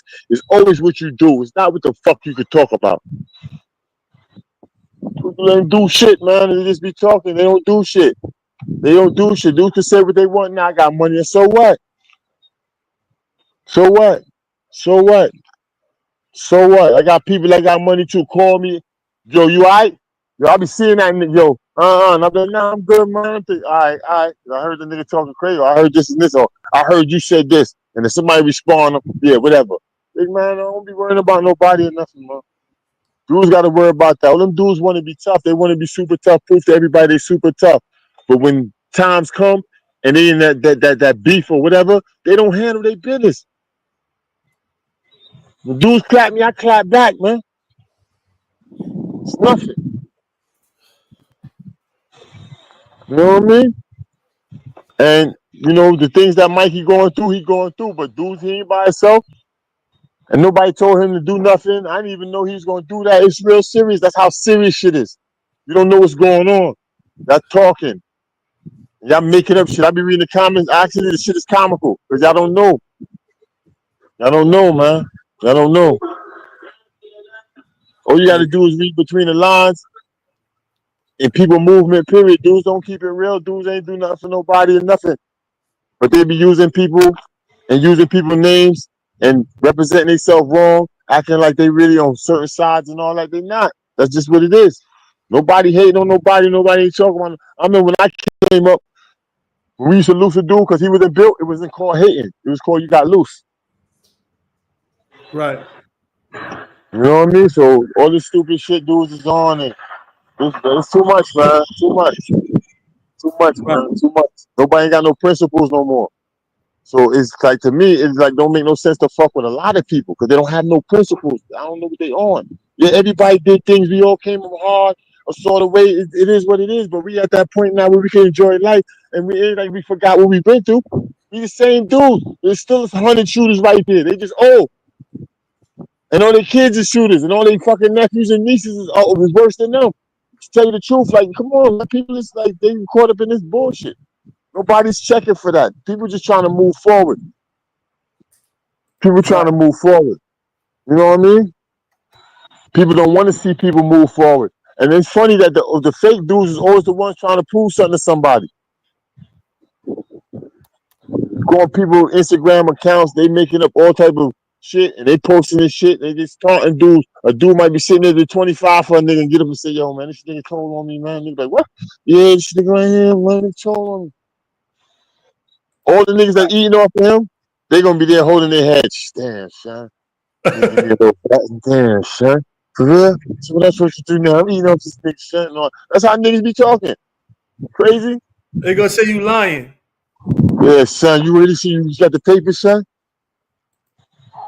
They gonna say you lying. Oh, man. I gave niggas papers. I gave niggas everybody paperwork.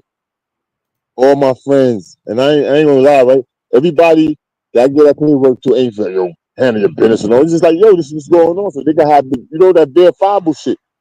And nothing happened. I don't mean like nothing, but nothing happened with the people that because they actually was around dudes and certain things, and they didn't. All they had to do is say, "Yo, that's so and so," and they didn't have to say nothing else because everybody else know what it is. Like, oh, that's the nigga, but they don't do that. They just ignore it and don't want to say nothing, and then the dude might be around them and think that they don't know or they don't give a fuck or whatever. A lot of shit be happening. It get back to me, and I just be like, wow, that's why I ease away from dudes. And then dudes thought I was down. I was down here like I don't know what they thought, but they thought I was just like gone, missing. I was in tune with a lot of shit, and I just was in the cut handling my business. I wasn't studying none of that shit. Them niggas is fake, man. A lot of them, all of them, man. Damn it. They don't get busy either. They never ever, boy. You know what I mean? They don't, man. Y'all just got the romance with that shit. You know what I mean? Everybody talk about Mikey niggas ain't even man. I don't even want to talk, man. I let my man deal with the situation himself. Y'all don't know what's going on. Nobody ain't jacking none of that shit niggas talking about or doing. Um, I know a lot of shit that I just never talk about because it doesn't matter to me. It's not that important, but it's gonna end up being exposed some way or the other because you can't hide reality. That shit is come on, man. So many people was involved with me in the streets and during my incarceration and me getting out and all that that failed me, that did real sucker shit. I don't even want to talk about it because y'all already know. Dudes ain't real, man. They not. Yo, Teddy, They not. salute. Salute to Teddy, salute to DMX. That's Salute. the wolf. Teddy. Salute DMX. The wolf. Those is day ones. Like when these dudes was running around the hood, the same dude that's talking right now that's saluting and all that. None of these guys that's claiming my hood was outside. I'm gonna tell you something else. I'm from North. I'm from Linden Boulevard, 200th Street. I don't never say I'm from South Jamaica, Queens. Not because I don't like over there, nothing. It's because I'm not from over there, and that's not my geographical location. So when I saw people posting up, even going on interviews and saying that's where they from, and they not from there. I mean, when I left the street, they didn't even go over there. They didn't even like have no association over there. This is real serious shit. And I'm like, yo, why would he do that? Not taking it personal, just seems finding it odd. and then turn around and looking at it and say, oh, niggas did bullshit on my side, so they're gonna come out into the public from another angle, like I'm from over here. So you might hear about Teflon Don from South Jamaica, a nigga might say, oh nah, I think you talking about this other one. Or you might not even associate him with him. That type of shit. Not only that, dudes got new names. Dudes never was called that or whatever. That's what it is, man. Dudes got new names. Yo, look who in the building. Ike Love. Yo, DJ Ike Love. Ike Love, you know they got that. You know all them DJs got that shit from you. All them Queens DJs. You, Grandmaster Vic, Dog Time. Yo, you got some real classic mixtape DJs, man. You was the blend boss, Ike Love. DJ was. I used to be Ike Love House spitting. I used to be Ike Love House rhyming and all that, doing joints in his crib. He was the first guy from on our side that was really. It was really that guy. He bring, after them came Buddha Barber. What's my guy, Dwight? You know what I'm saying? Barber. Dwight, all of them. I remember being in Buddha. I remember being in Buddha Barber house. I remember being in Buddha. Oh shit! I was at Ike Love House with Stan G one day and Whitey B's rapping. I wonder if Ike Love still got that. And then I remember being in Buddha Barber house and we was in the basement one day spitting with that time Lloyd was a baby boy. That's another Lyndon, Devin Macklin. That's Queens right there. I know that name. That's Queens. More Queens in the building. That's my big bro. That's Dev. That's Dev, right? Yep. I was talking about him the other day. That's the one that he used to go to 238. Me, Fufu, all of us had to go up there. Fufu and him used to go there, but something happened. I think he went up there, but he was at school by himself. They tried to front on him. He went up there crazy, deep. Right. Back then it was different too. Like the older dudes really had it under control, but you was young. We was rolling with them. That's how we learned the ropes, and that's how we got to know faces and all that. You know what I mean? Right. Sometimes you get hurt being a little nigga running around with them niggas. But, Ike Love, that's that guy. That was that guy right there, Ike Love. You heard? He was the first one. He was the first one really doing the blends. First, the nigga used to have what's the name of the joint? I knew it was forever. Yeah. I don't know nobody in the hood that do. Am I bugging or what? Grandmaster Vic. I know you had Grandmaster Vic on the South Side. But Vic was over I love his mixtapes, bro. I don't know no better mixtapes in the hood in Queens than his, bro. We used to go to Ave and get who? Ike Love was that guy, bro. Ike Love was that dude for real. Ike Love was the first. Bro. We had the blends. The blends was for me. That was my favorite music. The blends. He put us on to the blends, though. I love the blends. I love the classic. I love the classic. Huh? I don't know no blend tapes before him. Now you had other people too. You had some niggas from. You had, I think it was Dog Time. No, from our side, from Queens at that time. He before Clue. He before Superstar J. Yeah, he before Clue. Clue and them got into that exclusive shit. That new they got into a lot of exclusive shit with the new hip hop. But Ike and them now was taking classic joints. Ike and them was taking whatever, like who got the props or whatever was the hot song at the time, and then niggas just throwing a classic blend with that, and that shit was sounding crazy. Ooh, banger! You already know Linden and Farmers Day One right there. They go who in the building? Who in the building? North Side. Who in the building? Yo, they up in here deep, you heard? Yeah. No lie, right? All of them dudes that's in the building from our side, right? You even know what's going on? You even know what's going on? Or you spying? One or the other. You even know what's going on or you spying? I mean, you know what's going on and you know them dudes ain't right. You know certain things. You might want to believe it, but it is what it is, man. A lot of shit is crazy. A lot of shit is not right. Yo, and the funny thing is that I know what it is, bro. A lot of these dudes, dudes don't be speaking about stuff. Dudes don't be on the internet, but dudes know what it is, bro. Dudes know when I come up here, I don't cap, bro. Dudes know I don't cap. Dudes know you ain't gonna be up here co-signing no garbage. Come on, bro. Dudes know we don't cap, bro. Dudes know us, bro. All these dudes know us, bro. They know us from prison. They know us from the streets, bro. They know we not capping, bro. That's one thing. You get on the internet stuff and act goofy and play around. But dudes know we talking about real time and real stuff, bro. We ain't capping. Yo, you know what's crazy? I remember I was locked up one day, right? And a CO came to me, and he was like, "Yo, you know so and so? You talking about an artist?" And I was like, "Who?" I was like, "Yeah, I know, I know." He said, "Yo, man, talk to your friends and some shit." Like they wasn't paying it. There was some bullshit they was doing in the nigga. And I just told myself when I went back to my cell, I said, "This officer nigga don't really know me like that. And why would he come to me?" And I said, "That shit is so dangerous. Like these niggas don't have no integrity, man. You gotta know how to move in this world, man.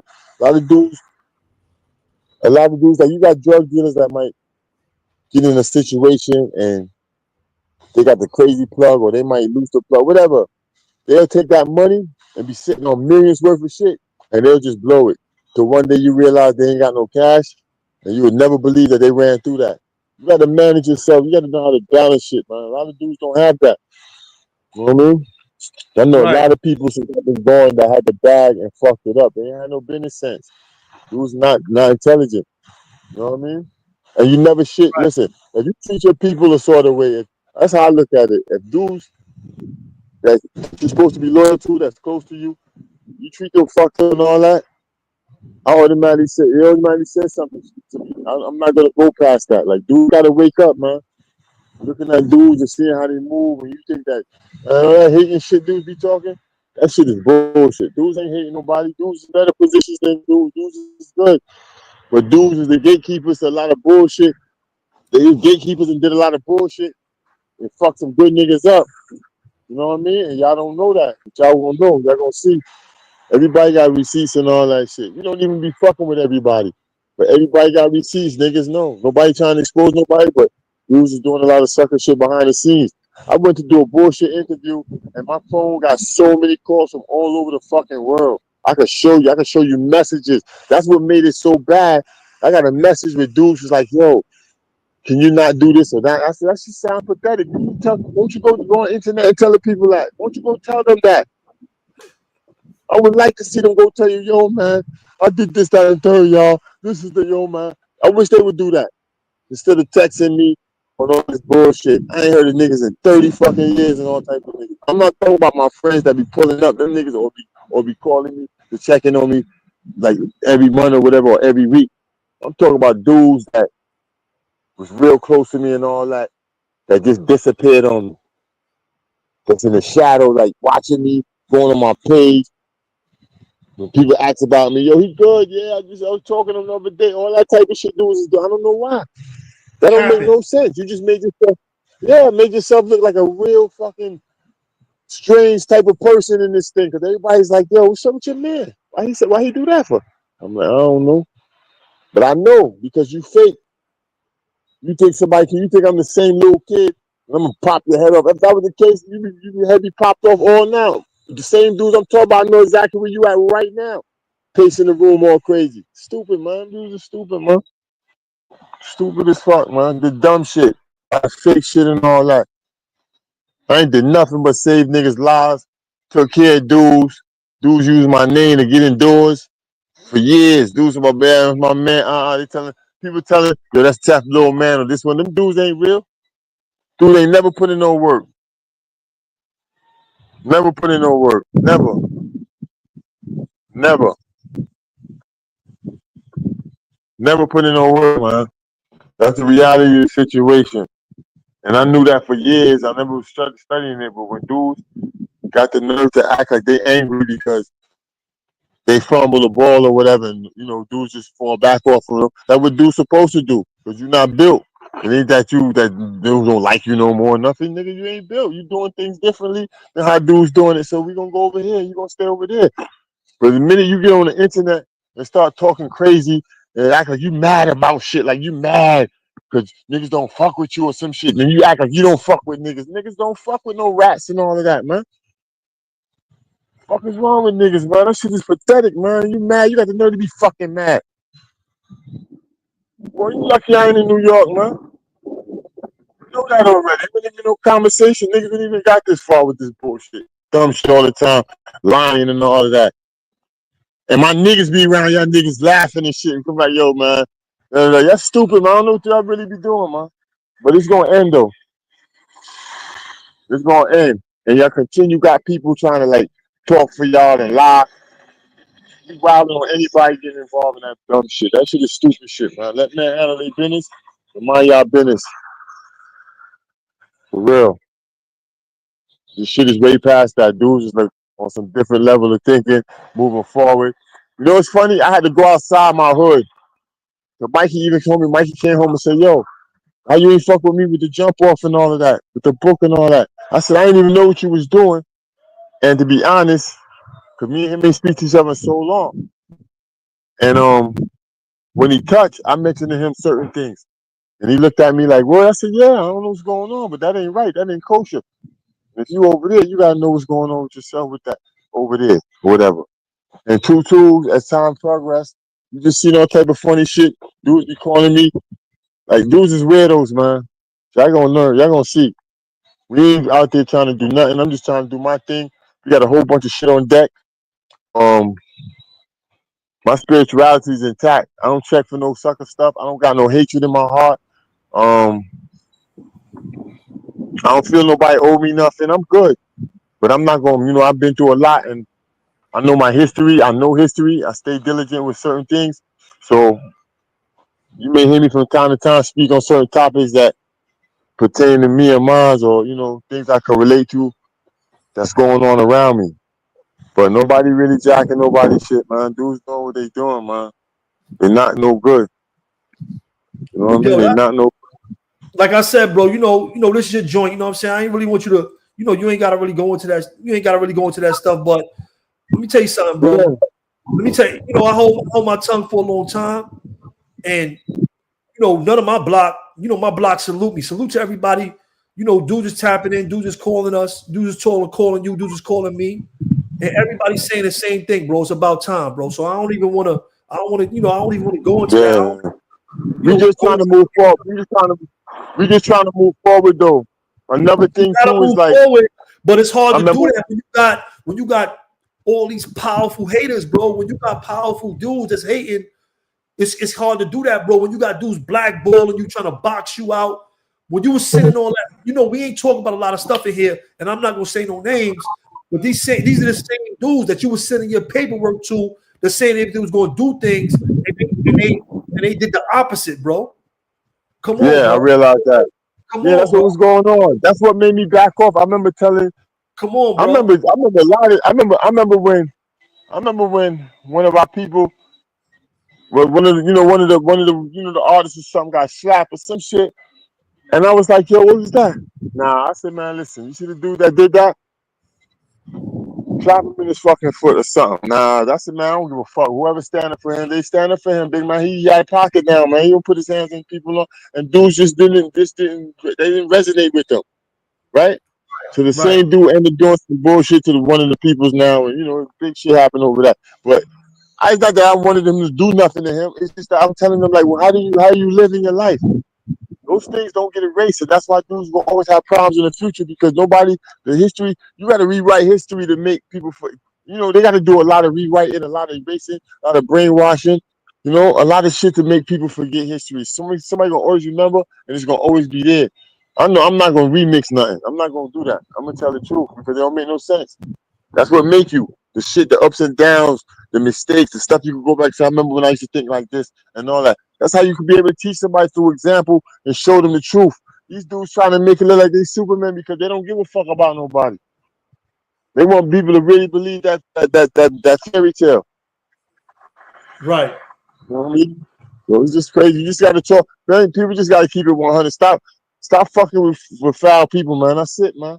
Or you gonna end up in something anyway. That's how it go. It always be like that. God don't like ugly, man. That's just how it is. That's how it is. Look at everybody. They shitty on vibes. People say, oh, he's stupid, and all this other shit. The nigga free and living his life. Now they mad.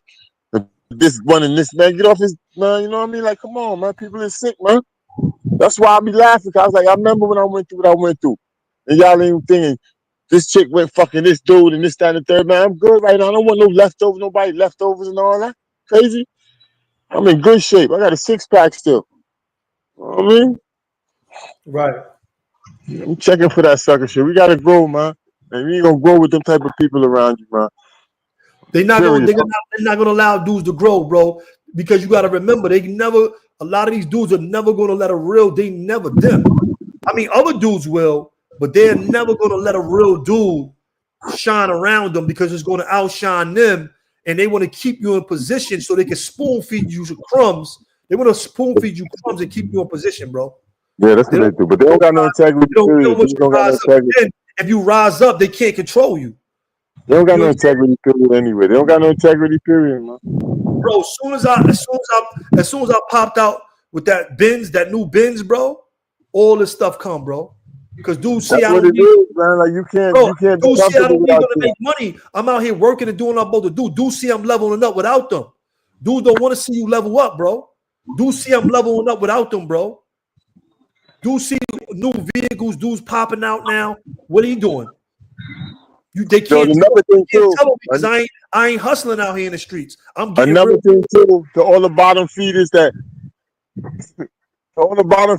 these brothers be calling brothers, y'all bottom feeders. You know y'all bottom feeders. You know what I mean?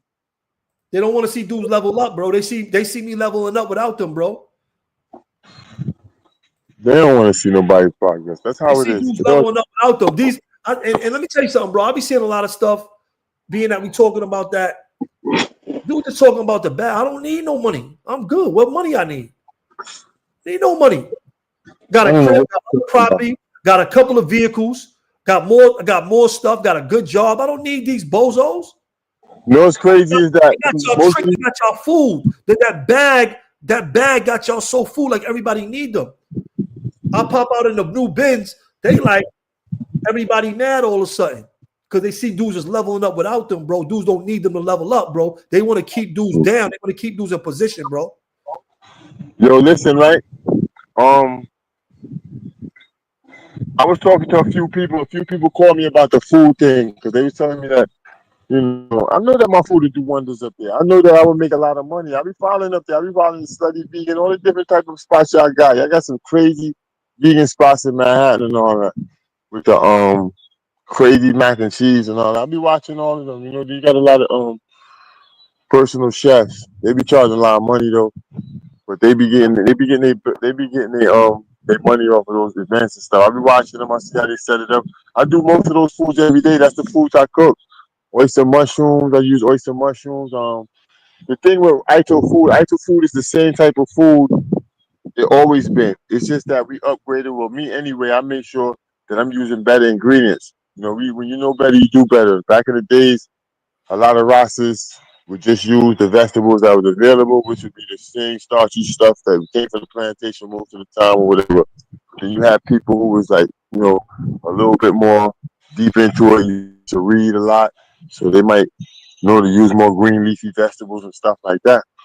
Coconut water you can never go wrong with. These are things that we need. I'm just blessed to be in an environment that I can live like that. I even told somebody the other day if they take me back to New York, I'm gonna have to actually when I get there I'm gonna have to like start fasting or something or just fuck with like I think Styles P and I got the juice. I gotta fuck with the juice shit. I can't eat no food that y'all got. That shit is So let poison. me ask you this, bro. Yo, Max A. Peace and Luke. Let me ask you this, bro. So what was it like going back to getting released? How did that go, bro? How did that, your release? I ain't Did you gonna make lie to you, man. This shit was the most how horrible. much time? That was Hold on. How much time did you get on that bid? altogether. When they rearrested you, how much time did you get? The second bid, I got a first time offender charge thing of 4 to 12 because that's older than the case that I was already in on. I was already sentenced on. That's how crazy they did that. All right. Well, so you got 4 to 12, and that was for another manslaughter. Yeah. So that was another manslaughter. Yeah. I ended up getting altogether I ended up doing 12 and a half joints.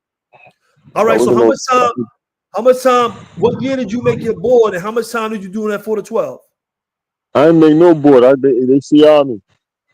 Oh, they CR'd you in the 4, so you did 8 years.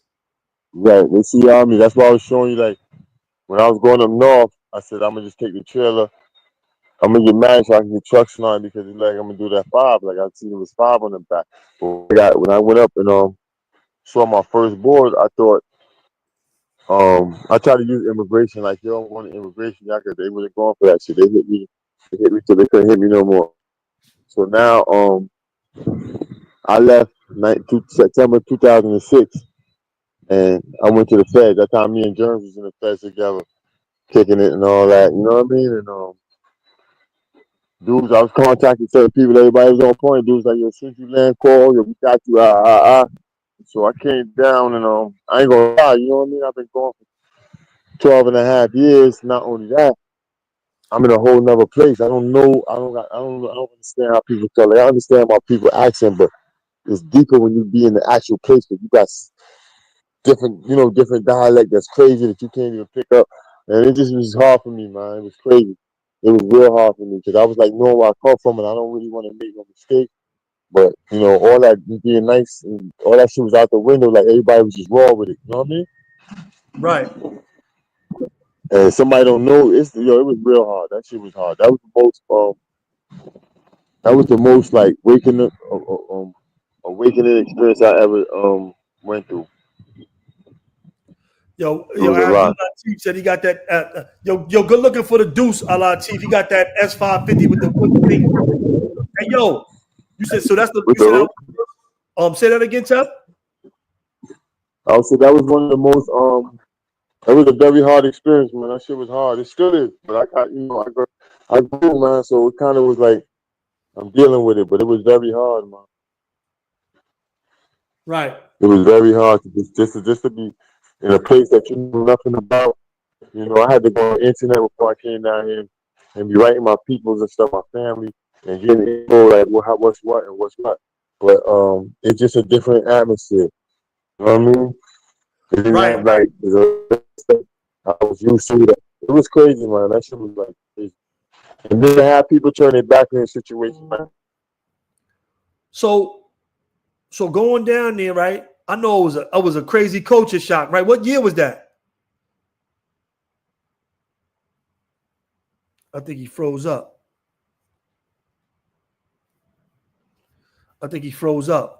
But yeah, man, y'all hit the like button if y'all ain't hit it, man. Y'all doing good, man.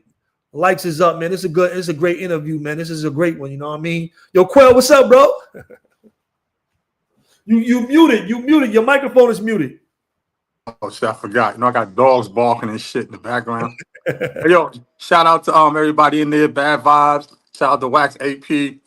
Shout out Jaffe. Tell Jaffe. Oh, Jaffe, if you still in here, I sent the message to your inbox and Instagram. He disappeared.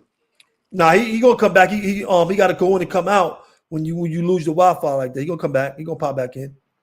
Yo, what's good? What's good with you, though, Quell? What you eating, man? Rice and peas, vegetables, and fish, fried fish. So where you and Tef was at? What was going on when you was with Tef, bro? Using 2 block HDM, we had to send some unruly Spanish dudes out the house. The other one that was cool with us, they was cool, but we had some unruly ones came. They tried to tell me like drama had to leave the house. That was CK man at the time, so we like fuck it, y'all leaving. Oh wow! So you Tef and all y'all got busy against them? It was me, Tef. The Tef looked the craziest. The looking tough eyes, and he's stabbing nigga. He's looking crazy, bro. Me, Tef, Buckshot from Far Rockaway, Lil Pitt from 40s and Queens, Lil Doug from God Brule, I think 106. Troy, Tata brother, Killer Kev, me, CK. Oh, Killer Kev was with y'all too? Yeah. Y'all had a mob. 2 block 8 sides, CMC house. What year was that? 95 around May. Oh, 1985. I was upstate. I was in Green already. Got the Teflon come back and tell Teflon how he looked that day. I know that was crazy, right? That's just epic. So what? So did they ship y'all out, or how'd it go? Y'all went to the I got box. shipped out. Y'all went to the box, or y'all went to another jail?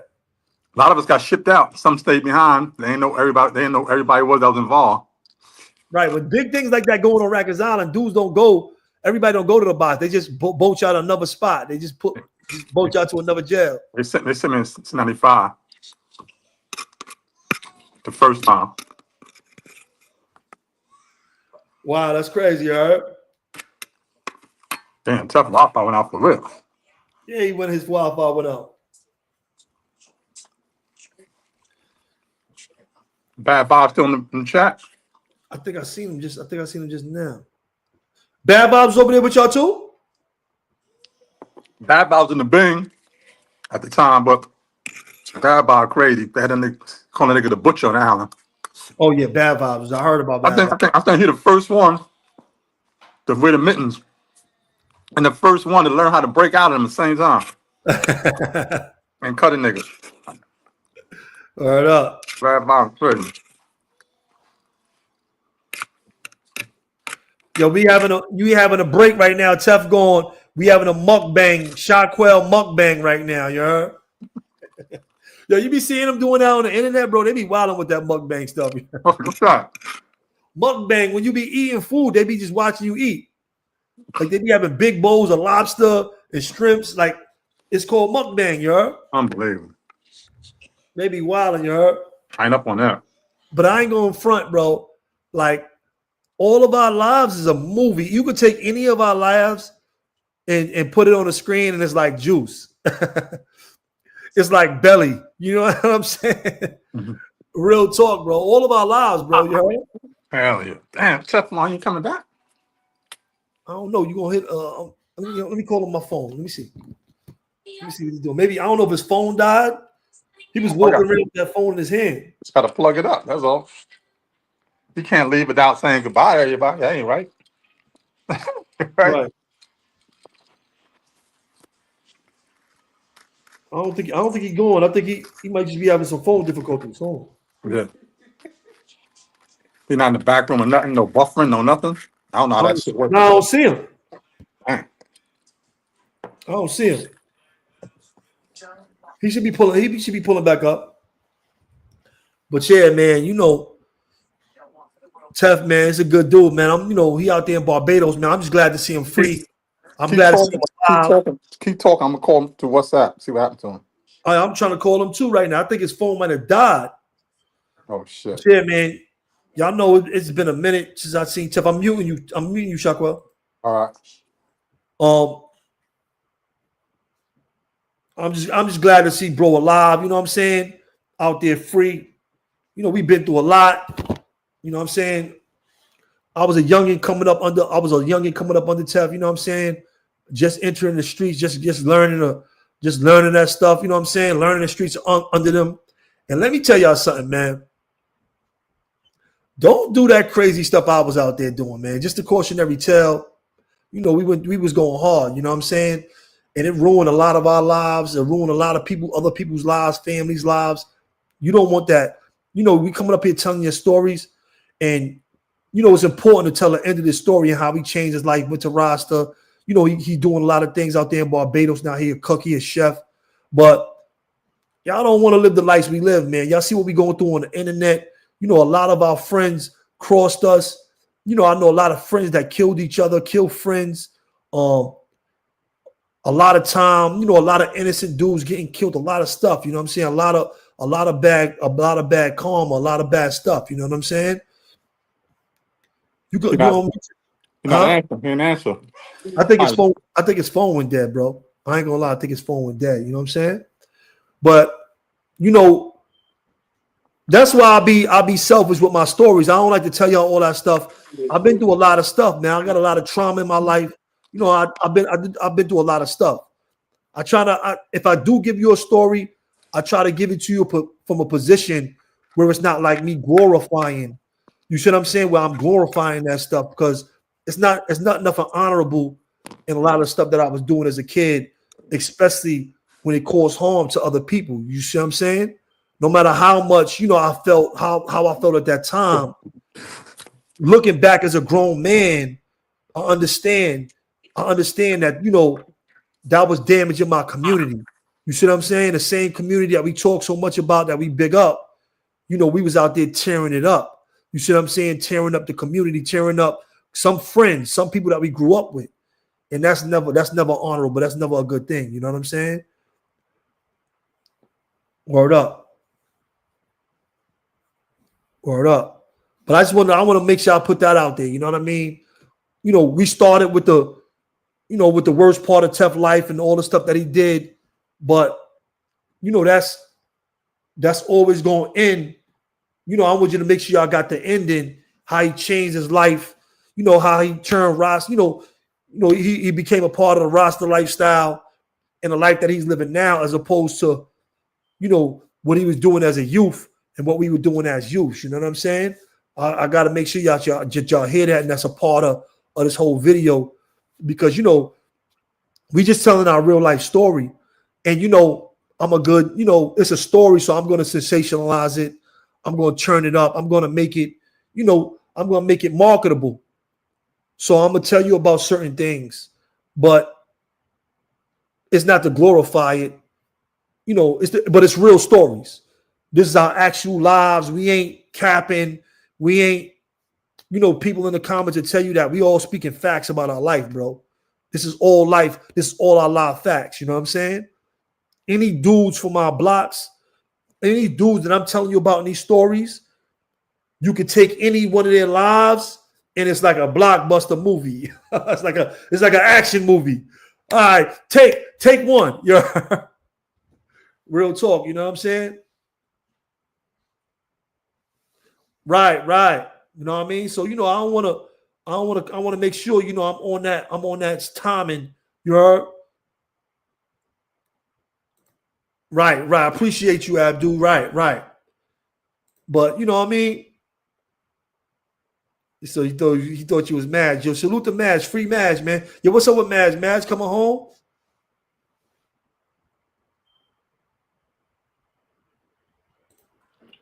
You talking to me? Yeah. I don't know how much time he got in the feds, though. I know he at 40 years he got that shit almost over. He got locked up like early 86. Right. I got caught up in that shit, that new shit. Ah, man. Right. Appreciate y'all, man. Yo, they'll be, yeah, man. We want to make sure we giving y'all the good stories. What y'all want to hear about these legends? And right. As a child, you thought as a child, as a man, and I thought as a man. That's right.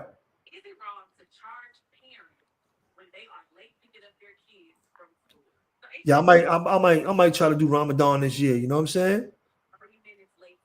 Word up. Appreciate you, Abdul. Yeah, man. But this was a great interview with Tef. I think his phone is dead. I ain't gonna hold you up here too much longer, Shaquille. You know what I'm saying? We can slide. Definitely. Appreciate you for tapping in with us, supporting Tef's story. You know what I'm saying? I need a front row seat. I couldn't be in the chat line.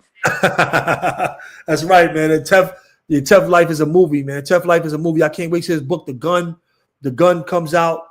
It ain't out yet. It's not in stores yet, but we will have it out to y'all shortly. We will have that book out to y'all shortly. This is actually the book right here, The Gun. Yo, Bucks, salute. I see you pulling up, Bucks. Salute to everybody in the building, man. If y'all ain't hit that like button, make sure y'all hit that like button. The Gun, an urban biography. Y'all gonna see that shortly. Yo, word, I appreciate you, man. That's what I'm bringing. That's what we bringing for 2025, though. We only bringing, all fire, all good stuff. You know what I'm saying? Mm-hmm. All good stuff, all fire stuff, mad good interviews. I got more interviews lined up. I got a few people that have been hitting me that want to do some interviews, so I'm getting back on the interview time. I'll be doing that. I'll be doing that a lot, and I'll be giving y'all some stories. You know what I'm saying? I'm gonna give y'all some knowledge. I'm always gonna give y'all some good information, some real information. I'll be having my little mood swings. Bad Mikey might pop out every now and then. Bad Mikey might pull up. And go crazy. You know what I'm saying? Yeah. You only be Bad Mikey when you got the hat on. That's it. Nah, Bad Mikey be popping out whenever he want. You know what I'm saying? Yeah. All right. Word up. Well, salute to everybody in the chat. I'm about to go out. Appreciate you, bro. It was a good one tonight. You already know. Salute, bro. Appreciate you. I'll give you a call. I'll give you a call tonight later on. Yeah, hit me up. All right. All right, peace, bro. Salute to everybody out there. Salute. Yo, word, man. Salute to Shaquell, man. Real one. You know what I'm saying? Um, I love to see my real brothers out here doing good like Shaquell. You know, he ain't pushing the nonsense line. You know, he ain't trying to start a bunch of stuff in these communities. You know, he be trying to lead in the right direction, do the right thing for the peoples, man. Support good dudes. This type of dudes I mess with, bro. I don't be trying to mess with these dudes. These dudes is agent provocateurs. You know what I'm saying? They try to start a lot of stuff and hide their hand, start a bunch of stuff, and then turn everybody in. This is what's going on out here, man. Y'all got to be on point. You know what I'm saying? But this Tef story, I know his phone is dead. I ain't going to keep y'all. You know what I'm saying? Thank y'all all for tapping in. Yo, Abdul, Alati, thanks to the new members. Thanks for supporting the channel. Thanks for hitting the like button. Salute to all of y'all. You know what I'm saying? I'll probably be live tomorrow talking about some more different stuff. I got some stuff going on. Or I might, probably give y'all some replays or some, build on some things. You know what I mean?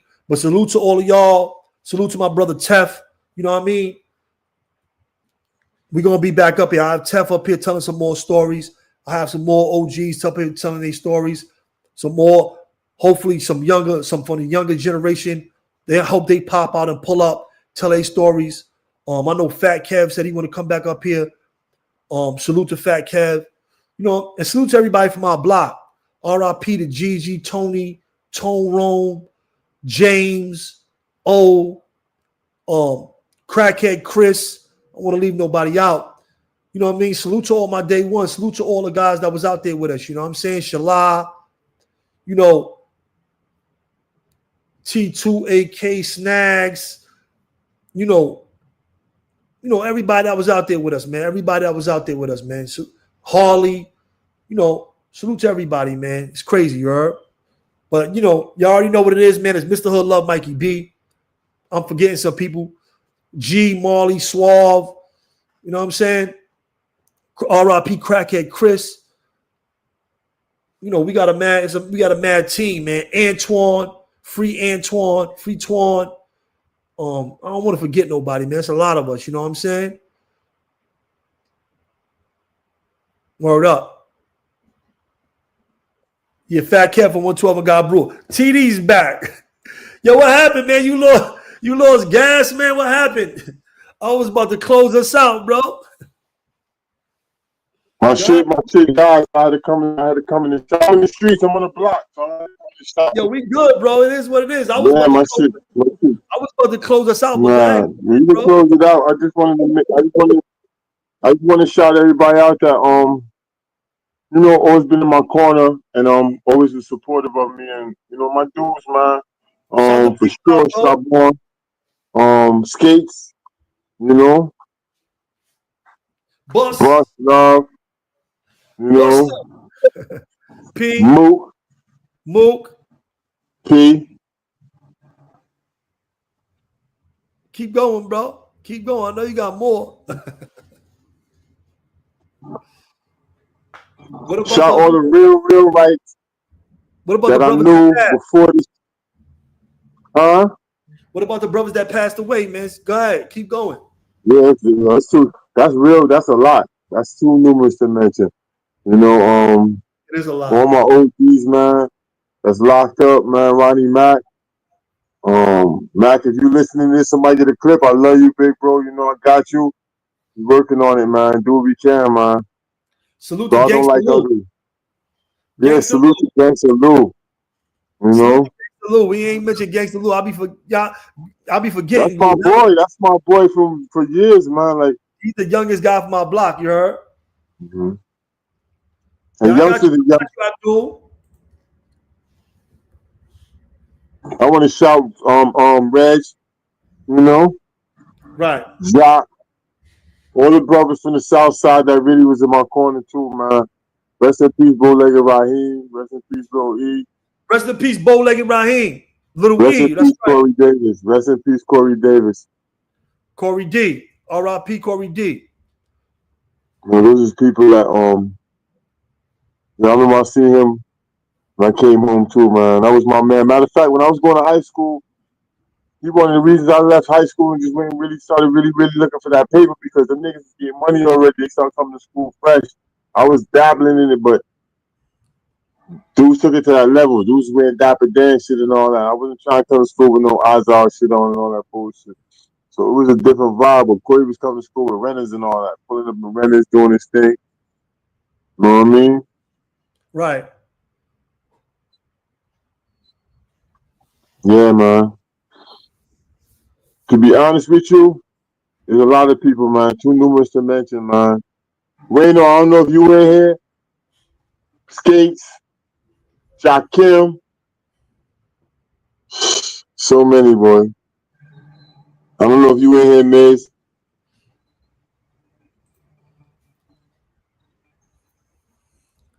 Yeah, you know. Dudes is pulling up. You know, dudes gonna pull up for Tef, man. You know, we used to be 30 deep, 20 deep. Yeah, we should be in the club crazy. Like, you know, it's funny too. There was a lot of us, man. Still a lot of us. Still a lot of us. Right. If we could have united that, if we could have put that together in the positive ways that we want to do now, it'd be different. And it's funny that men are older and more experienced, and it's harder for them to connect now. I don't know, you know, it's different. Probably more stubborn. Probably more stubborn. Yeah, when you're young, you want to do stupid shit together fast. You know, dude can get out of stick playing. Well, give me the hammer. Like you rather do that. But right now, there's so much other stuff that we can actually profit. R.I.P. Bebo, for real, Marley. You hit it right on the nose. Bebo the unseen. And Bebo had that vibe when I came home. Like a lot of people didn't even know how he looked. His name was ringing, but they didn't know how he looked. Never forget that. Bebo the unseen. The nigga had the motherfucking chain. He had a chain with the man eating a woman pussy. Diamond out. Yeah, that was nigga Bebo chain. I was telling them, Tef, you could take any of our stories and it'd be like juice, like Belly, better than Belly, you heard? Yeah, because that's kind of what they just took an element of what we was doing and highlighted it in that movie. And bro, I remember Juice. I was like, damn, I could relate, but it was a little extreme, but it still was the same thing, man. Because dudes was like getting hammers and like transforming. I even had people probably saw me like that, yo. I remember that little nigga. That nigga got a scrap and it was over, but it wasn't really that like that. But that's how it looked to a lot of people because it do something to you. It do change you. If you listen to Nas song and give you power, you can just listen and it makes sense because that's how it makes you feel. Look when somebody ain't got no scrap and they go somewhere and they encounter a bunch of idiots and all that. They know how to just walk past them and probably don't even, you know. But let them have a strap on them and hear them idiots. They gonna look them dead in their eyes probably. You know what I mean? Right. Depending on who you is, you might, you know what I mean? But there's a difference, man. You know, dudes got to realize these things isn't put there for us to protect ourselves from ourselves. It was put there for us to kill each other. Right. You know what I mean? And we was doing it. Right. You know, it's what it is. I can't tell nobody how to live their life, but I can show you what going a certain route gonna lead to. You know what I mean? I can make it look pretty, but it ain't comfortable, man. I lost a lot fucking with the streets and not realizing it. Most of the time when you look at it, right, all this shit that even with hip hop, how these people put together this plan where they had us going to jail. And I remember when all these artists was getting signed, I'm in jail like, what? Shit, if I was out there right now, oh my God, you know what I mean? But you realize, you know what I mean? I see that. I you see know that. I mean? Right. I hear you, bro. Who is that just had something up there? Nah, that was Yeah, that right there. He from around the way. I know.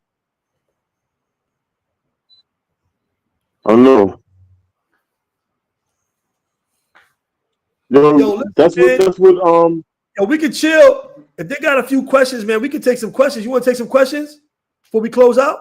Yeah, they can ask me some questions. They can ask me some questions. And my mind kind of foggy too, right? So they can ask me some questions. Go ahead, man. Y'all can ask some questions, man. Let's go. We on overtime. Let's go. Y'all got some questions? Ask y'all questions. Go ahead. I'm coming.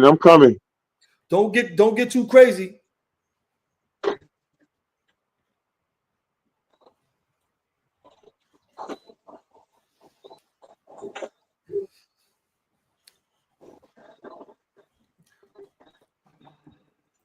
Yo, you see that, Jeff?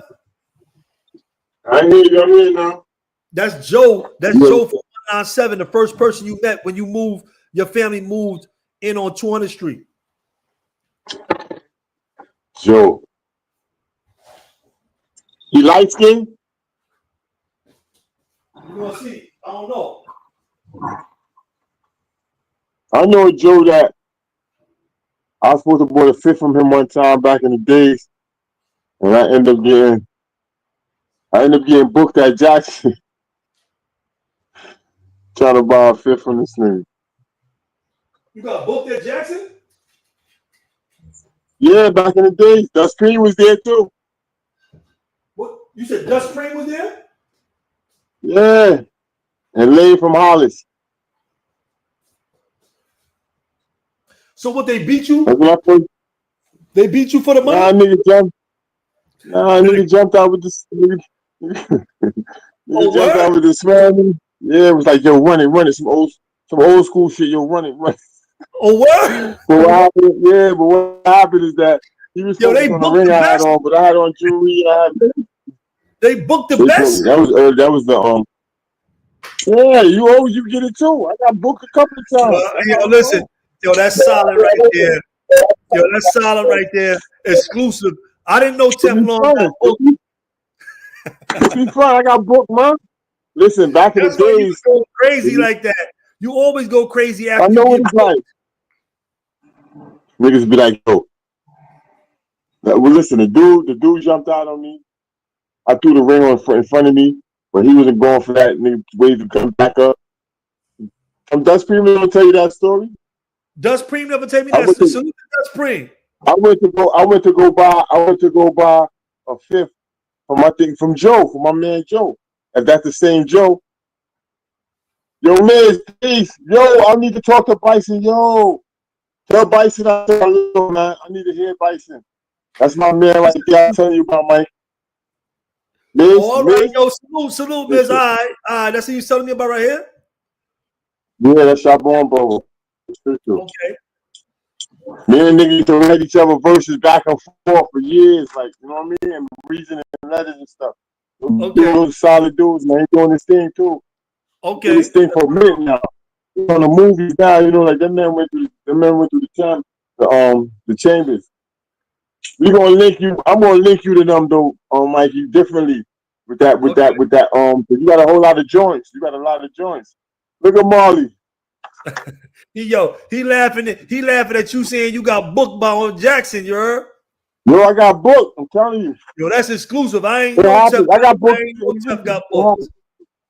It happens, man. What happened is that that's how you learn. That's how you know what it feels like too. You know what I mean? You learn, they man. booked the best. Yes, you learn. They say Daquan was the original. Yeah, Daquan was not the Daquan that we talking about from Springfield. We talking about Daquan from Merton, little Dawson. Daquan, he got the baseball hat pulled down. He looked like a Slim Killer Cat for real.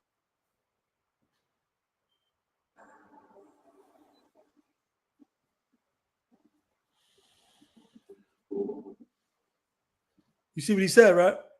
Yeah. I think I know what you're talking about. I just got to think. Yo, Miz said salute, Mikey. Yeah, I see him. Salute, Miz. You know what I like? The thing with that happens, man. You get booked, man. But you get clapped through that ice. You know what I mean? Right. That's next up. We going to the movies next. We got books. We going to the movies next. You see what he said? Yeah, that's how I'm telling you. The books next. There's a lot that the history that we all got is a lot of history, and we got to stop wasting it. You know? Right. I'll be watching. Look, I was watching The Wire. You know why I like The Wire? Because The Wire had two elements that I could identify with. I was definitely Marlon, and I was Omar on the stick up only. They had Omar jacked up. The real one that who was playing wasn't a homo. The only one Hollywood always had to make you either be a rat or you kind of top high and all that type of stuff. Steph, do you think you would have been the man you are now if you did not experience your experience? Nah, I don't. I don't. I be telling people that too. If I ain't go to prison, I would be a crazy dude, you heard? I would still be crazy. So where I'm from, right, and the people like my fault, like it's different. So I would have not been. I'm glad in the way that I went through it because it made me a stronger person overall. I mean, like I could deal with any situation. I'm kind of calm in situations. I'm not over emotional. I learned to accept things that I can't change. Like me, like I probably won't snap over no trick or nothing like that. You know what I mean? I'm real good with that. You know what I mean? Because I've seen where one bad decision to have you in jail for the rest of your life. And, I've seen all that. So I've seen people that didn't really wasn't no street people and end up protecting themselves and got locked up and they didn't let them out. I'm telling you, I have to look at me. You did all that shit you did now. This is God had a plan for me. That's why I took it a different route because I realized I was like, yo, I ain't have to be here, man. I was in, I got shot at so many times. I was so like I didn't have to be here. I didn't have to be here. So, Bow-legged Raheem and Electro. Who?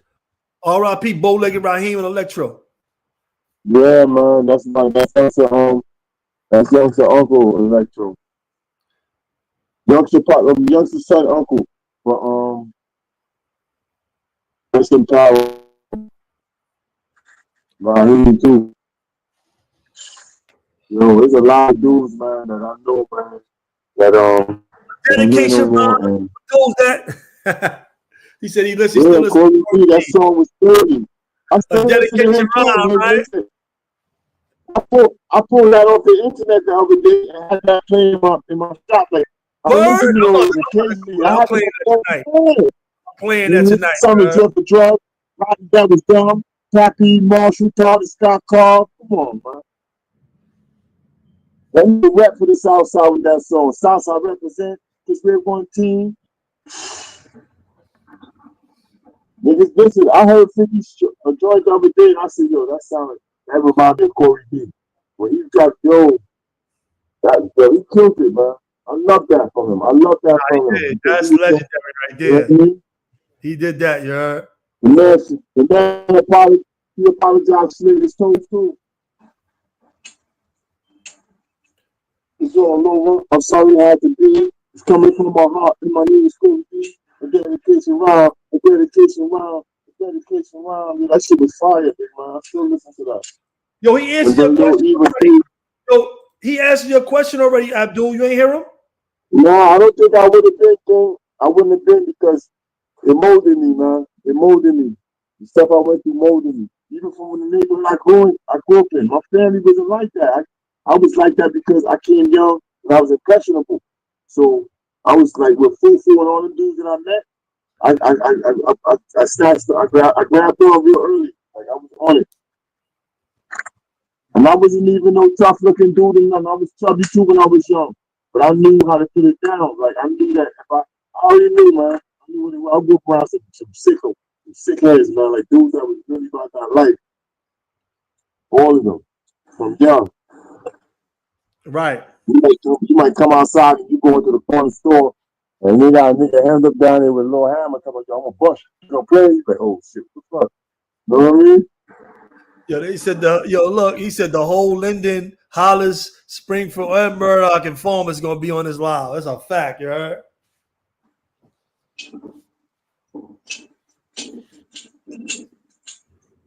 It's Saturday night, I'm outside. I see you. I'm outside, I ain't even in the crib. The other day I went to my man's to do the live. Right now I'm on the block. Ain't nothing wrong with that. I'm on the block. I be chilling, you know what I mean? I live in the neighborhood that, I'm Rasta. Rasta be outside. That's a beautiful place out there though, right? Yeah, it's nice, man. Y'all gonna see my I got plans, man, to open several spots down here. I got my own spot. I got another piece of land that I can't do nothing with because I'm not sure, bro. Actually, I want to do guest house on and do a little restaurant downstairs. So when people fly in, y'all can be upstairs in the park, do a patio upstairs and deck, like six apartments. Yo, so let me ask you this. Yo, you an old head now, man. How the ladies treating you out there, man? I be seeing you shooting the game. We be talking. I be seeing you shooting shots and stuff like that. You heard? Is you scoring out there? No, they like man, but they be sitting ways on top. Am I scoring? I always be hitting the hole. I always go to the basket. Talking about. I'm asking if I'm scoring. I ain't that way. Yo, I be seeing you shooting shots. I be hearing you shoot your little shots here and there. You heard? Well, you hear me talking? Yo, what happened is, I love the women, man. I always shout them out, man. I always beat them up. I love the women. Abdul Latif said, "What's your greatest regret?"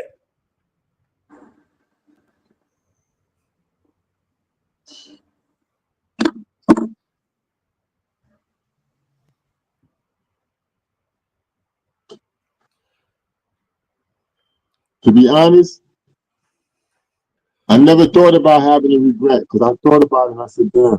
But I'm going to be honest with you. I regret fucking with gun. I regret depending on the gun.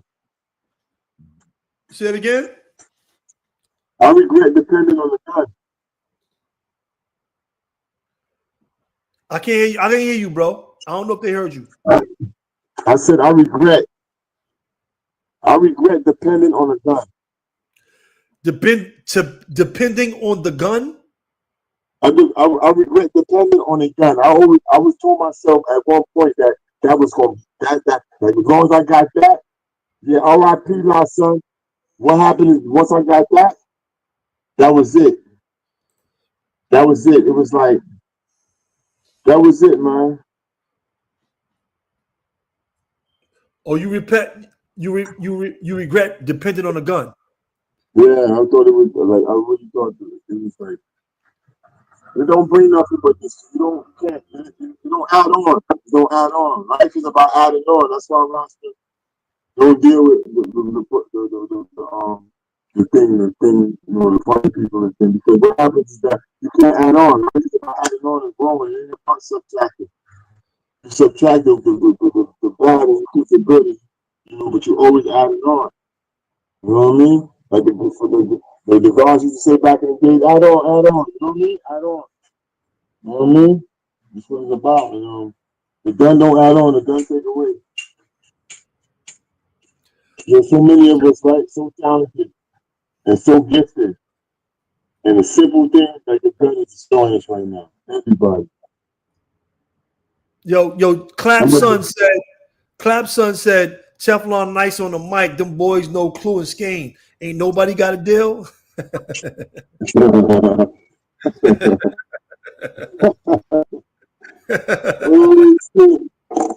Dudes got deals. Salute the Skane and Clue, man. They put a lot of dudes on, bro. It was just the dude they put in position. Some of the dudes they put in this position ain't do the right thing. But Skane and Clue, Skane gave a lot of dudes jobs, bro. He gave dudes 6-figure jobs, bro. I know this for a fact. He gave dudes 6-figure jobs, bro. Salute to Skane, man. Salute to Clue, man. They opened doors. They broke bread. Let me tell you something. And they ain't robbed nobody, bro. You don't never hear Fabulous or nobody that was messing with them say they got robbed, bro. Salute to them brothers, man. Salute to Skane and Clue, man. Don't never think that them dudes did bad, bro. Them dudes is good dudes, bro. Let me tell you something. Skane kept it real with me, though. Skane kept it real with me, though. He broke the parole and all that for me. I got the letters still. Skane. Go ahead, bro. Go ahead. I hear you. When he was at Def Jam, and I was trying to get out. He wrote the parole for me. Your voice is kind of you echoing a little bit. I don't know what's going on with your mic. You blocked the microphone away? Hello? Is your microphone blocked? Because you echoing a little bit. Yeah. All right, good. I hear you. Nah, we good. What happened is he had wrote the parole for me. Oh, he wrote the parole for me? Yeah, I got the letters and all that. Still, he wrote the parole. give me official Def Jam letterhead and all that. It was like, I was gonna be an A&R songwriter. I said I had all that paperwork, but they wasn't trying to hear it. That's why I did a song when I first came here, and I was like, damn, I wrote a joint mention in that, like, called Play Edition. When I first came here, I met some young dudes that was younger than me anyway, real young, and they was trying to do hip hop and doing their thing. I was just used to be hanging around them and kicking it with it sometimes. So I ended up being on the new album and all of that. But he didn't care about really pushing it out. It's self-published. I mean, it's put out. It's published already. It's on the internet. But he died the other day. A young fella that was my man. He died out of nowhere with a brain tumor. Like, you didn't even know. Rest in peace to Sunstar. But I had mentioned that, like, when I first came back here, I mentioned things that in the songs that I was doing. Few people was like, dude, what the fuck is that? Like, you really did that? I'm like, yeah, that's my life. And I never really wanted to do it no more because of the stuff that I was seeing, especially from the people that I knew that was in the industry. It was scary, but it just felt bad, man. It didn't feel good. It didn't feel like it. I can't hear you, bro. I don't want you breaking up. You breaking up bad. I don't know. You breaking up bad though. Go ahead. I didn't God, I hear you now. check. Let me talk. I hear you now. Go ahead. So yeah, I don't know what happened, but I know a lot of people in the industry and stuff, and it's just that time got away from me. I got out, and time got away from me, King. To be honest with you, as time went on, I just felt less compelled to fuck with that or even try to get in nothing because, dude, I seen a lot of sucker shit, man. A lot of dudes ain't smart and they take advantage of them. Well, they're not smart, but they're not business savvy. They don't know the industry. They don't know the contract thing. And who would? I mean, when somebody wastes some money in front of you, you have people that was doing stuff in the street for free. So when they got people offering you money, cash money, and you broke, you might take that money and sign whatever piece of paper and don't think it's that serious, but it be serious. They be having your whole life in their hands. And everybody think getting deal at the end of it. It's still, so you may get a bad deal and don't make no money and do make a whole bunch of money off you. Then you can't even sign nobody else because you got you in some fucking contract. That shit is demonic. Shit is real demonic the way they do. But I don't know why, I was supposed to do certain things and I just didn't want to do them with certain people, and I think that kind of pushed me out of that loop with certain men because I could have rapped, I could have been on tapes, certain shit, and I just didn't do it because I don't know. If you did something that's fucked up in the street, you can still be alright with me, like, yo, I don't hate you or nothing, but I'm not gonna go do a song with you and you talking some gangster shit and I'm talking my shit and that ain't gonna work. So a lot of times I think all the opportunities, even today, I don't think I would do certain things with certain people. It's not about the money, it's just integrity. Dudes ain't right. They foul, you know what I mean? It's just like that, But I love the art form. I'm still nice. I can write for people, all that shit. I still be doing little things. I just be like putting it, like, my poem. I keep my books. I always write, man. I always write. Go back to that one that you just passed. What's your greatest regret? That's supposed to be a G. I told you, depending on that toast, telling myself that the gun was gonna make things all right. I really thought that because it came from me thinking that I was comparing that to drug dealing. Real talk, like coming up, I looked at it that way, and I regret that I depended on it. I put my heart on top of that, man. That's not what it didn't amount to nothing. I'm surprised I lived through it. You know what I'm saying? I'm surprised I lived through it. I regret. Yeah, that's the dude. And then he said Richie. That's his real Richie. Skane Dollar, Richie Rich. Richie, you know, Jay-Z named him Skane Dollar, right? Huh? You know, Jay-Z named him Dollar, right? Yeah. Jay-Z gave him that name Dollar. I didn't know that. Yeah, we was in Philly. We used to be always pulling up on Hove. I knew they was gonna get signed. They got signed right before before I got locked up. They got signed right after I got locked up. I knew they was though, because they used to always be with Jay-Z all the time when that Reasonable Doubt stuff was out. We used to always be around Hove. You know what I'm saying? Yeah.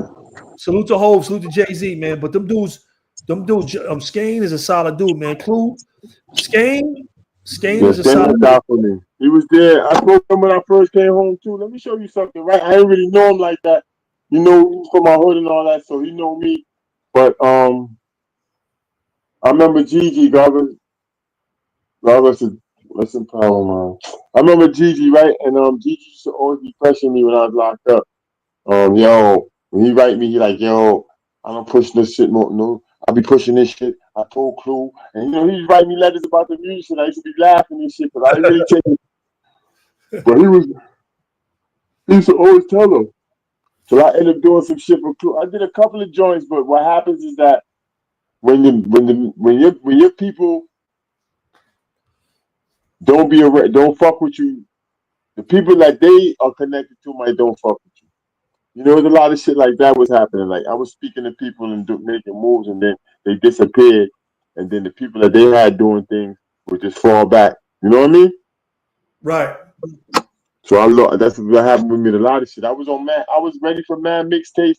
I was on mad shit. I probably would have been on a professional if I'd have went ahead with what I was doing. But I just told myself I didn't want to be on there with nobody. That's Yeah. Look, are you working on an album? Yo, this nigga, you know who that's my man right there. That's the best right there. Yo, listen. No lie. Mikey, you got to hear him and what's his name, John. Him and her song. Great. And her song. Them niggas shit fire. They got some shit called We Still Here. I love that. You got to play that. You got to play that. It's fire. Yo, you been nice, bro. You got to make an album. I got a bunch of albums. Yo, when I came home, I was 45. They was like, yo, Mikey B, you should rap. I'm like, what? Yo, they told me, yo, you should rap. When I came home, they was like, yo, you should rap. Y'all tripping out here. Yo, no lie, my man with Lexi. I remember my man Lexi told me one day I sent Lexi a verse. I said, I was freestyling though. I just did it over the phone, but I kept that flow, that same one, because it was tight, right? But I was just playing around, I was freestyling. Niggas said, yo, we gotta do some. My man told me we gotta do some Pete Rock and CL Smooth. Some shit he told me, but I was feeling them. I love the art form though. I would do that shit for free, man. Just to make niggas miserable. A lot of dudes trying to sound like they super. Like I like the art form, and I remember being a kid, and I was nice. And then I remember because somebody told me about LL, but that nigga was ill when we was growing up. That nigga was one of the illest MCs I ever saw. But you was nice though in the club. You used to be nice, bro. You was nicer. I ain't gonna lie. L is he a GOAT? Nah, but we was not. Before you listen, that's why you gotta look at the history. Before you really was fight jacking it. I remember you was like damn near just almost a little baby. And then you coming through with you in the backseat, like, you know what I mean? And before that, LL was hot. And I remember being a little kid and was like, yo, you see that Bad album? Man, I used to go, I went, LL lived right there on Dunkirk. I went and knocked on LL door when I was a kid. Like, yeah, we did that when we was little too. I remember I talked to his grandma's. We went to his house, like, yo, where LL at? We want to talk to LL, his mom. I know he probably got a lot of that. Because I remember going there. Like, yo, he ain't here. LL is not here. We trying to get on. We should try to get on because, that's what inspired me too. Like, all of them, like, everybody was from the neighborhood running them. They used to have holiday. The shit was up. You said, I'd rather them remember me for my change. Y'all ain't seen nothing yet, but y'all gonna see my spot, how I'm cooking, the food I'm dealing with. Yeah, man. I grew up, man. Right. Ain't nothing wrong with that. You gotta grow up. I ain't got no veneers either. Those ain't no veneers. No chiclets? You ain't got no chiclets? You call them chickens? Nah. I still got the crooked teeth. I got the motherfucking, Yo, Benny messing with them gold teeth from Benny in the Coliseum that messed my teeth up, bro. My teeth was straight. My teeth been crooked. Benny? You shouldn't have fucked with Benny. Benny wasn't no gold tooth dude. He just. No, I got my gold teeth all the way in the back and against the wall. They put that mold in my mouth, bro. That shit messed my teeth up, bro. They My do, teeth because what happened is that it squeezes your teeth too. It comes like braces. It fuck my yeah, my teeth is like cocked out because of that. You know, I it had messed fronts my my teeth. whole life. It messed my front teeth up for that, bro. I'm about to get Invisalign. Y'all seen the dude had some people, and before Abdul here, the dude said something about Shamik and all them. I want to see that. He's mentioned. I guess he's mentioned all That the. was Molly. That was Molly. Oh, let me see. You're right. Devon with the great pat, Prince with the curly hair, Zaheem. I remember Zaheem for sure. Shaka and Malik and Devon. Young God, Shamik brother, Latif. Right, Rudy. Yeah, but all of them. Shamik. Rasta, I knew all of them. Panama, all of them. Actually, at my first beef when I got on Linden was with one of them old heads. I clapped on Rasta in his foot. I was little. And trying to niggas just run around with vests and stuff. And they was trying to do it something. Marley know what time it is though. Marley come off that strain. I remember Marley uncle or somebody, Dirty Red or somebody. I remember one of them is his uncle or his family. Hey, yo, you ever gamble with Marley? Man, I used to be at the dice. He didn't want to lose it. I remember when he first took me to Albany. Marley He was like, is the best I was like, gambler. these niggas got too many racks. Marley is the best gambler I've ever seen, bro.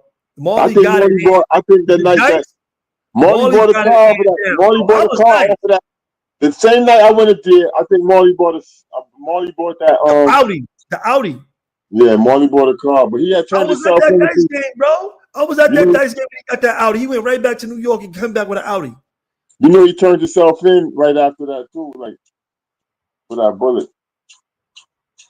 Marley's a funny dude. Yo, one time me and Marley was coming from uptown, and we had bought he bought some weight, and I liked how it looked, so I ended up getting a couple of grams and shit.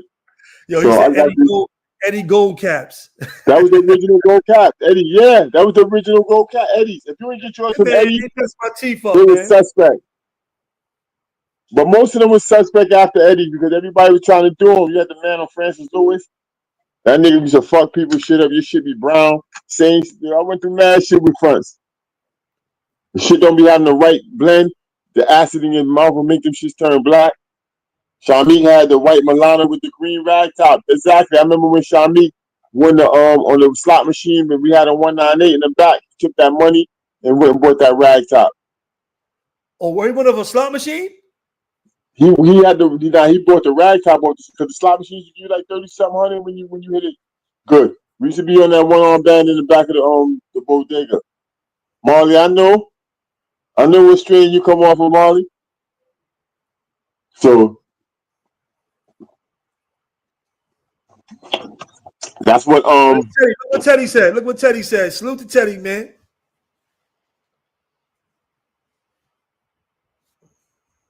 Yeah, I'll be doing that because now the youth fuck with me right now. This shit is lit. This shit is crazy. Like dudes ain't they not playing. It's different, man. Shit is like the Book of Eli, man. Like a Book of Eli? Yeah, that's what it is. You can't even stop and help nobody. You gotta they might try to eat you. So what happened is that this is demon time to the max. So what happened is that people that I know that's close to me, the youngsters, I get in that miserable old man vibe. Like they be checking for me differently, and I be like, listen, and I be telling them stuff. Especially when I see them doing bullshit. I be like, yo, what the fuck you really doing? Boom. And I don't know. I be talking to people about my life, and I be showing them certain things. But a lot of times they'll be like, I'll have to show them like, yo, I had to go through all of that just to be a regular dude, I had to go through all of that just to live normal. That's why that's why I didn't want to do that when I first came. I wanted to live normal for a minute. I was like, I don't know what it's like to be like just regular. Yo, so if you could change anything, what would it be?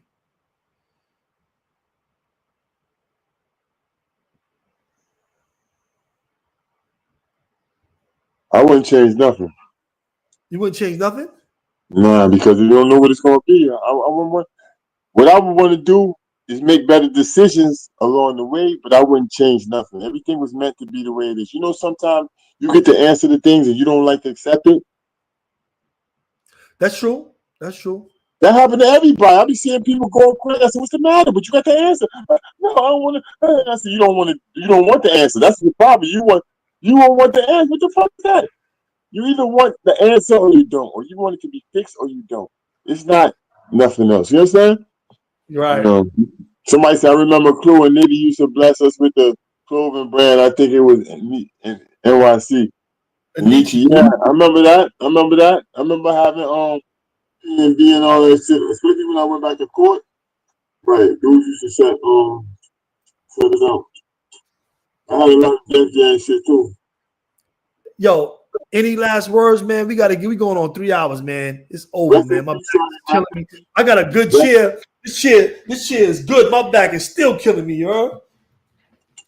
Rest in I'm peace, Shorty Black. ready to lay out in this chair, bro. And Shorty Black is a real one. Shorty Black, definitely a real one. Rest in peace of Shorty Black. Yo, You got rest in peace to Sleepy. I remember Sleepy came home in the 80s. Sleepy, right? Didi brother. Yeah. My man gave him an 8. I never forget that. I didn't know who he was. And then I remember hearing about him from the men from back in the day. Back in the day, down with Any last words? You said, I had any last words? Nah, yeah. Any parting words? Any last things? Yeah, you said that shit like I was doing something. Like I was going away from you. Stop it, bro. Like Ain't no last words. any last thing to say? Any departing? Yo, man, I just want people to know, man, that I'm good, man, but shit I been mean, you real. gonna be up back up here. Go ahead, Yeah, bro. I'm coming. Yeah, oh yeah, I'm coming, but I'm not. I'm coming, man, because I want to enjoy being around my friends and I never been to California. I haven't seen Cali, man. It's a different thing. Um, yeah, I'm gonna eventually come through. But I like where I'm at. I like the atmosphere, but it's changing socially. Like people, that's happening all over the world. Like these people is pushing an agenda. We gotta. That's what's waking me up. Like, cause it was us against us, man. Like, come on, man. We don't even gotta be fighting nobody. We just magical. Look how much stuff we can do upon ourselves. Everybody, all the friends, all the people I just finished talking to. Man, so I bought the real time. Like, my things did real time, man. Look how they came on. I watched my man Reno. I watched Bad Vibes. And me and Vibes be kicking it. I just like, damn, son, you just enjoy yourself. You just eat everything. And we laughing and shit. It's like, yo, man, I've been through some real shit with these brothers.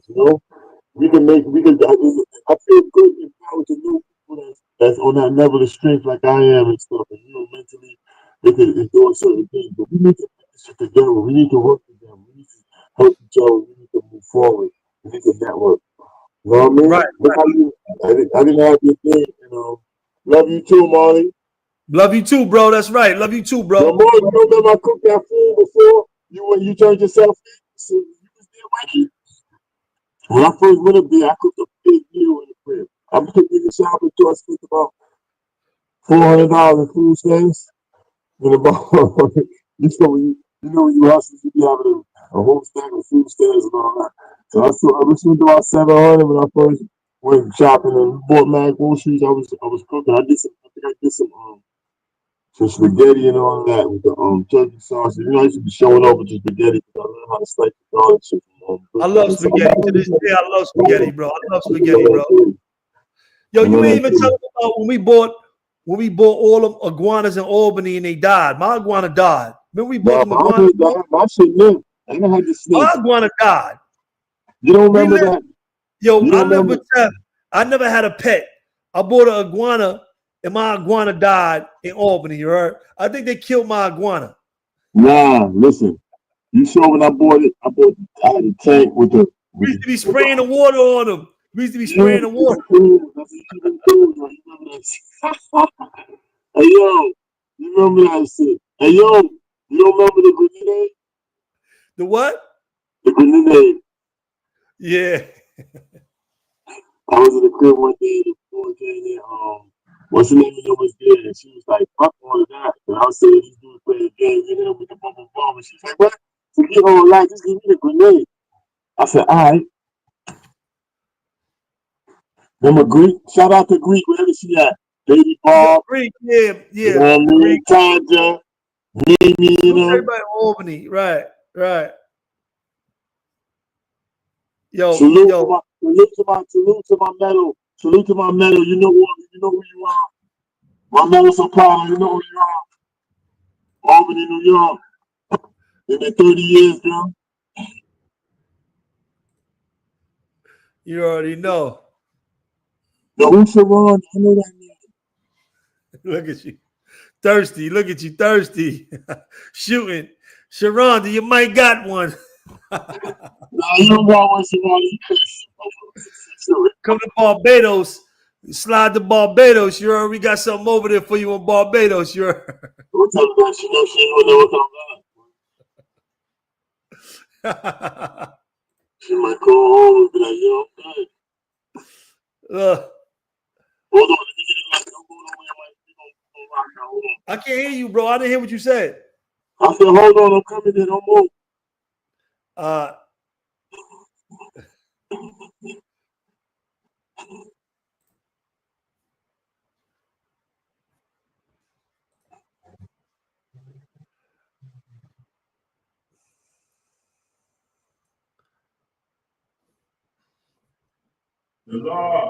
Tef is definitely a chef.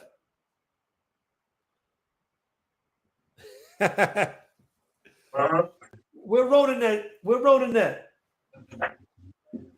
Who? Sleep? You said what? Let me see.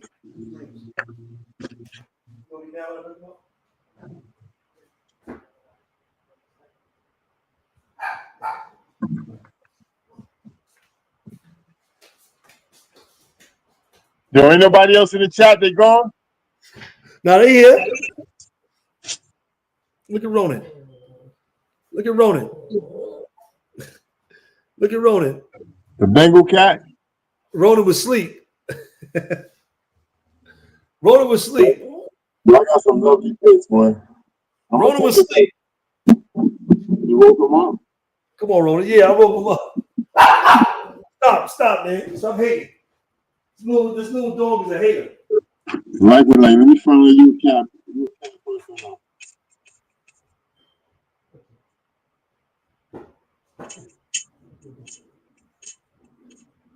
Yo, Molly, what's up? Where's Bobby Johnson at? Where was Bobby Johnson at? This little hater right here, you heard? This little hater right here. He see me pick up Ronan, he hating, you heard? He see me pick up Ronan, he hating. Little hater. Get up out of here, sucker. Yeah, so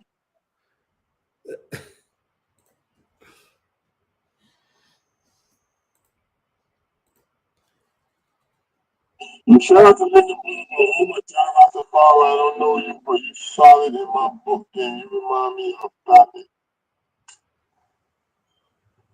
Salute to Pappy Mason. I think people stay in jail, they can't even function when they get out and all that bullshit. Facts. Yeah, bro, but we pull back up. You know what I'm saying? Whenever you want to come back up, you know the platform is yours. Whatever you want to do, whatever you want to talk about. When is the book coming out? Tell the people when the book is coming out. We got to get the book out. Right now, the book is done, but I do some editing with it. I just add some things, correct a few things, not no real grammar corrections, but a lot of people got in with me when they realized what I did.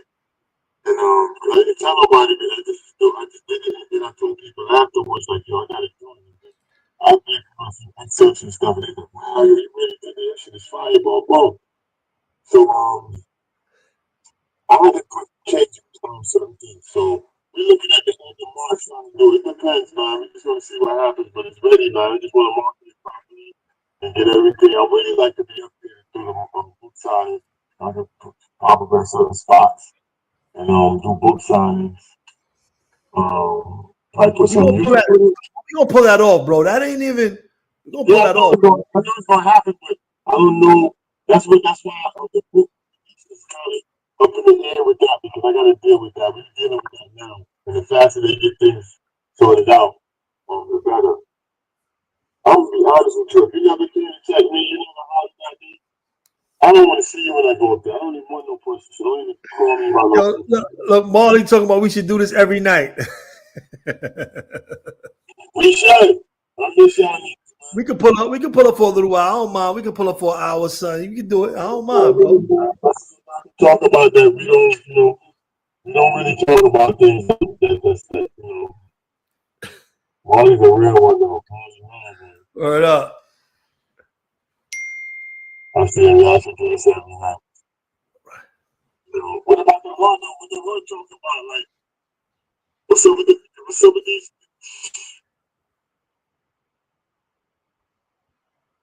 We need role models though. We need people to go do something. Stop taking the people money and acting like you're a program person or director and all. You're just taking the people money instead. That shit is the new one too. That's some sucker shit. I don't know where this shit ends up with things at when it comes to like inside and that. When we start sniffing from the pool like that, just like that, I mean, that's crazy, man. Yeah, bro. But yeah, dude, my phone's about to click off. They trying to Well, go up. shout out to Rod. Shout out to Willie. Shout out to P.I. Where you at? You out there? Yeah, bro. But yeah, we gonna tap in, bro. Whenever you want to tap in, we tap in. You know what I'm saying? This was a good live. This is a good one. This is a good show. You know what I'm saying? For the people you heard. Don't want to go over 3 hours, the 3 hour mark. So we're gonna end this now and we get back. You know what I'm saying? When you go over the 3 hour mark, I ain't hear that, bro. when you go over the 3 hour mark, what happens? I can't hear you, bro. I said when you go over the 3 hour mark, what happens? I can't hear you, bro. You blocking the mic on your phone. I asked you. Yeah. I asked you when 3 hours come, what happens? 3 hours coming on, nothing happened, but we've been on 3 hours, you know what I'm saying? Mm-hmm. Listen, you be getting me up here, right? Huh? Say it again. You be getting me up here for some time, right? You want to go in? You want to still go in? Yeah, I'm outside, nigga. All right, go. Yo, go in. Go in. I'm about to mute myself. Go in. It's your stage, bro. Get right. Get busy. You're not gonna leave me. Nah, man, I gotta go use the bathroom quick. I want to make a quick phone call. Go ahead, go in. Keep talking. Marley Right. them in the chat. So we're in the chat, so I can see you. I ain't seeing the chat. Marley them in the chat. Marley them in the chat. Holla at them, bro. I ain't seeing them though. Marley, what up? Where everybody at?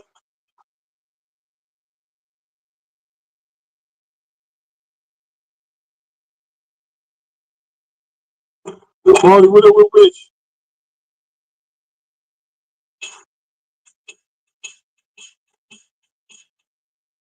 A North Star still in there. Teddy, I see Teddy in there. I see all of them still in there. Look, Teddy in Hold here. on, let me hit the chat. I just hit the chat. Chat with everybody in the studio. I ain't seeing it. Said he trying to get Peter to get on social media. I'm trying Holla to at the get people. Peter. I'm here, bro. Holla at the peoples. Repeat, Marley Johnson. Repeat.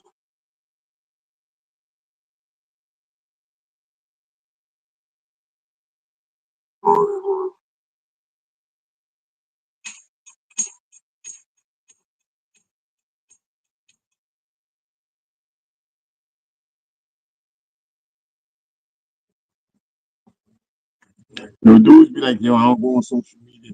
I'm this, I'm that. Oh, shit. Social media ain't nothing but this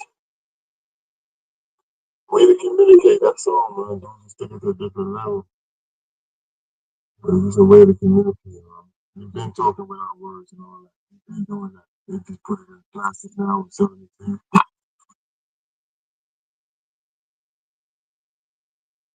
Mm-hmm.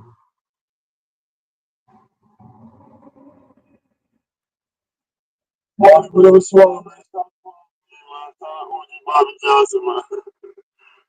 Oh, man. That's his word.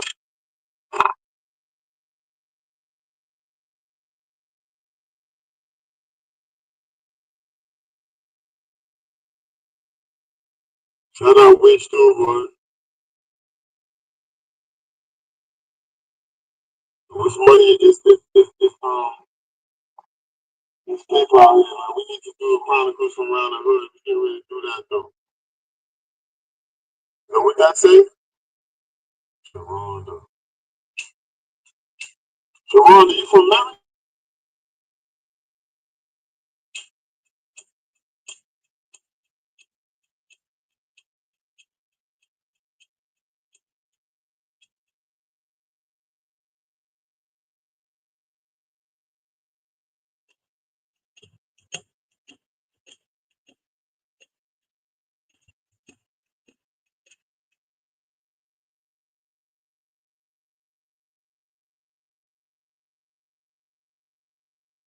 Wolf, what up? What up? Yo, Ron, what up? I remember you came. Yo, what going on, man? What are we doing? Rest in peace, Jason, man. Rest in peace, Jason.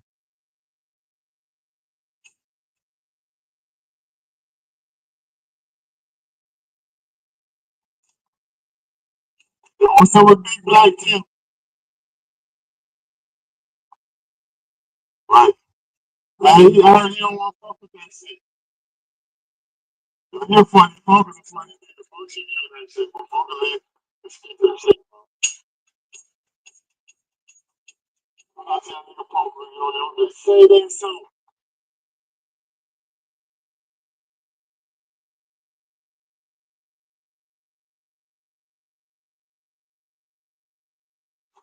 Yeah, boy.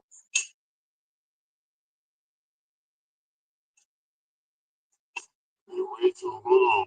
You need that book. No, need that book, right? You definitely go put, I'm definitely gonna drop it, man. It's worth it too. It's very, it's that book, man. I got everything in that shit. I wrote that shit like a movie. I wrote it like a movie. Like, sound effects and all that. I was doing all that. It's like back into that world. Just like remember everything. The feeling, I felt the smell. You know? You can smell in the air with certain things. I be talking, nah, I got some joy, man. He be talking to me, did some, he did a little drop for me and all of that. You know what I mean? Yeah, because it's political, man.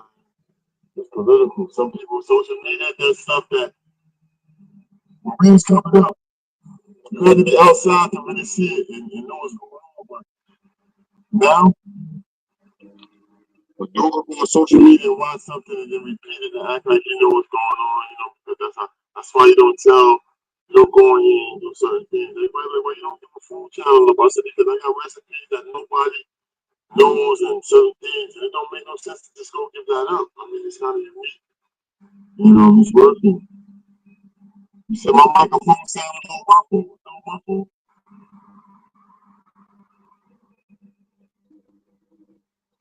Good thing, Marty.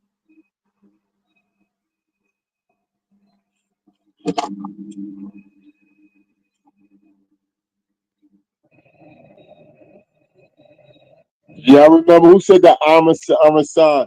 Yo, I remember. Oh shoot, hey, my homegirl on here. I was looking at her the other day. I was like, damn, yo, you drinking gold, queen. No lie, I saw your skin. I was like, damn, look at her. You eating healthy too. I still sound muffled, or y'all can hear me.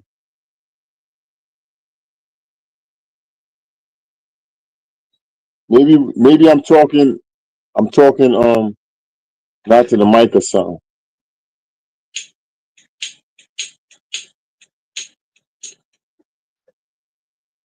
It's 12 o'clock. We rock. Hit the like button. Thank you. Yo, your skin is crazy, friend. I ain't gonna lie.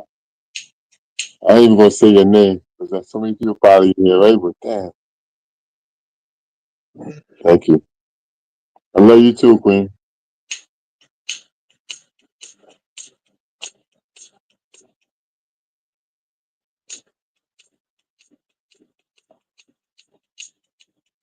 Yo, I love coming up here. I love talking to my people though, especially when I love that. That's the most hurtful feeling. Like to know after I did all that time and everything, right? I can't even be around my people, like the people that was there for me, supporting me. Not for my friends. I want to be showing off on these dudes with food. I want to be like, you know what I mean, showing people like the change and what I'm really into today and all that. You know,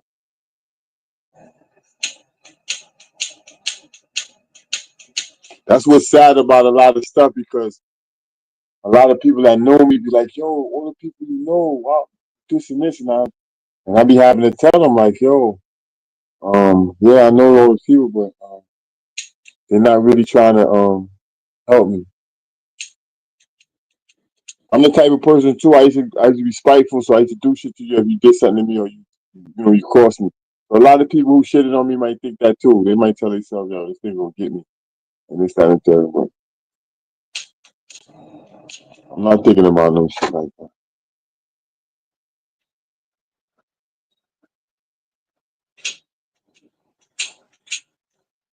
I want to shout my man Fufu for sure. Shout to Devin. Shout to Swingy. My man Fufu whole family. Miss Ernestine. Um, Shout out to all my people, man. All the women that was in my corner. Kept it real with me, never sold me out. For real. I got some loyalists, man. I love y'all.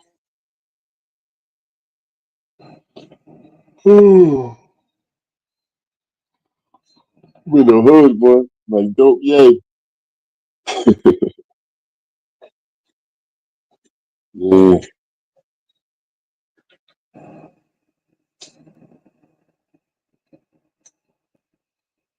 You got 86 people in the building. Yo, what up? You play that Bico joint.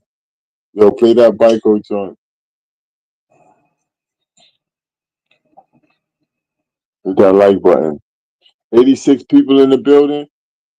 They still up. I'm gonna give you the link to the book and all of that as soon as we know for sure what we doing. But it's ready. It's on deck. RP Jason for real. That was my boy. Jason's a funny dude. This is from Jackson days, man. And I was up north with him.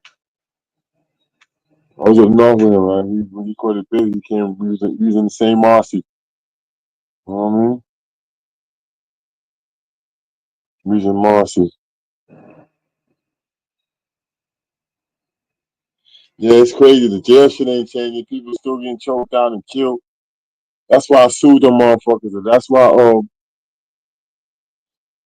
that whole system is fucked up. Jail ain't nothing but a new form of slavery, man.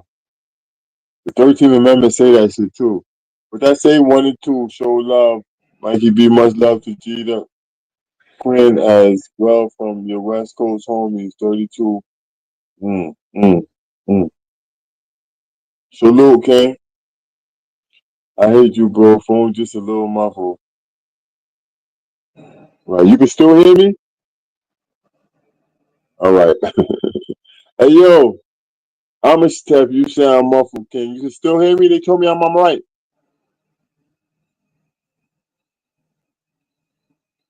They told me I'm all right. Yo, y'all don't got no good vegan joints in New York? Y'all don't got, I still sound muffled. Y'all don't got no good vegan joints in New York?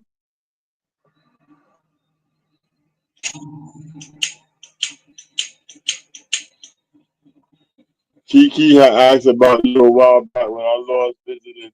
Tell Mikey to stay away from Bad Mikey and stick with the hood love and Teflon stories.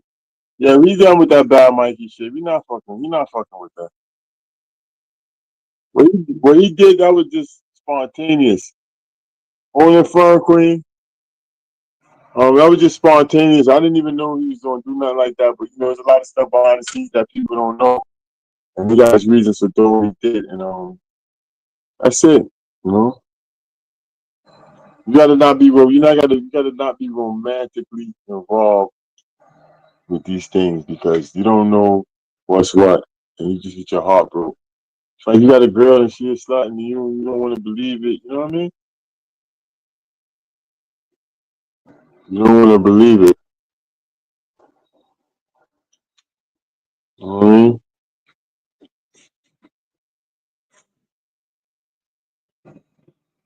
I was thinking the other day. I'm a shout. I was thinking the other day. It's crazy how we grew up in these neighborhoods and did so much shit, and they just changed. They just kicked people out of New York. Like that just took me by surprise. Like when I realized what they did, I said, "Yo, why would they like?" I gotta really be careful, man. That's why I don't understand how people got so much money and don't try to like help their people. I'm not talking about giving nobody money, but build institutions that help us, that further us. Simple institutions. Build it, man.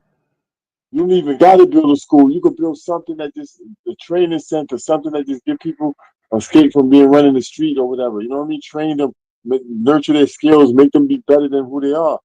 People, I don't know why, man, but tell Peace King, we gonna link. They call me great. Tell Peace King, we gonna link. Yes, King, you already know. Shout out to They Call Me Great. Shout out to Hassan, the God King. And shout out to the Trial Run podcast. We got some great stuff coming up. We got some history. That's my hood. I got stories for days about the hood that we bring in a lot of different people, a lot of dynamics of the hood, different things. I've been around different people. And the stories is long and drawn out if I was to sit there and go into them. But there's a lot of stories about a lot of people. I had some genuine friends, but that really had love for me, man. When I used to go to school, I had a team of funny dudes. We was funny, man. We used to have fun, man. We used to be on some positive shit. And then the streets took over, and I never looked back, man. You know what I mean? To this day, me and him still Kurt George, huh? Black, Black George. Yo, he said, so, yo, that's my nigga. Lexi, Luther, Fish, from Francis Lewis. Those dudes I grew up with in school. Those my friends, man. Every day we used to be together. And when the streets took over, man, I just used to see them no more. But they was good dudes.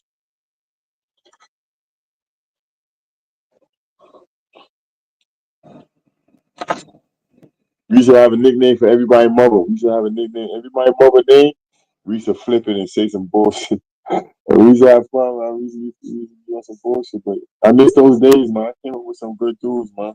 It wasn't always, shooting and all of that. I remember free lunch days, all that. You know what I mean? In the summertime, we used to be like the little rascals. We used to have buckets and all that shit, going to the pond, getting frogs and all that shit. Your mom would be gonna slap that shit out your hand when she catch you in the backyard with that shit. You know what I mean? So, been through a lot of shit with dudes. From the sandbox days, so to speak. We've been doing it.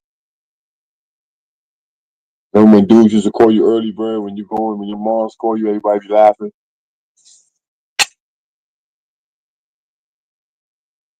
I grew up in them times.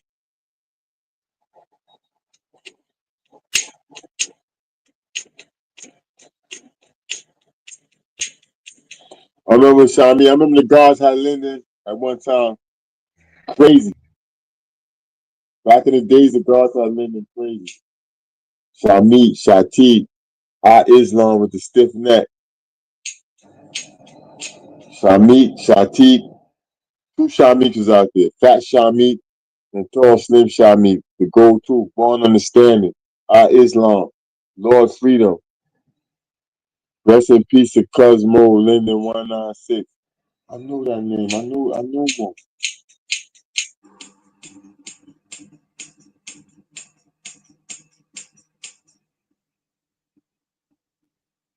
Cuz move. Cuz move.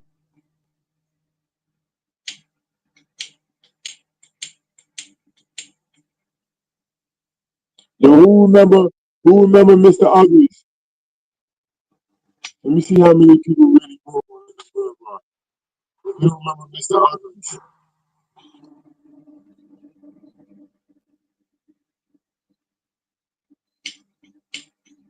Number 197 used to have a abandoned gas station. Across the street had abandoned abandoned lot with oil tankers in it.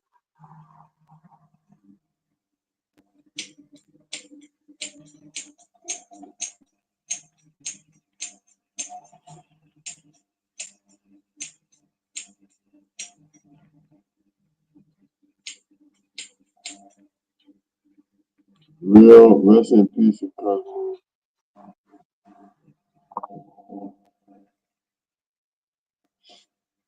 You ain't lying. I got about 4 of them. I just filled this joint back up and it still ain't working.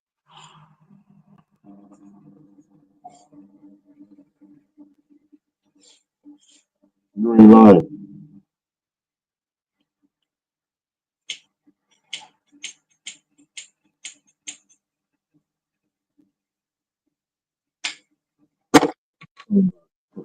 After the 192 days, the street got a lot of us. After about 186, a lot of us left and got in those streets. Yeah, that was true. After 192, it got crazy.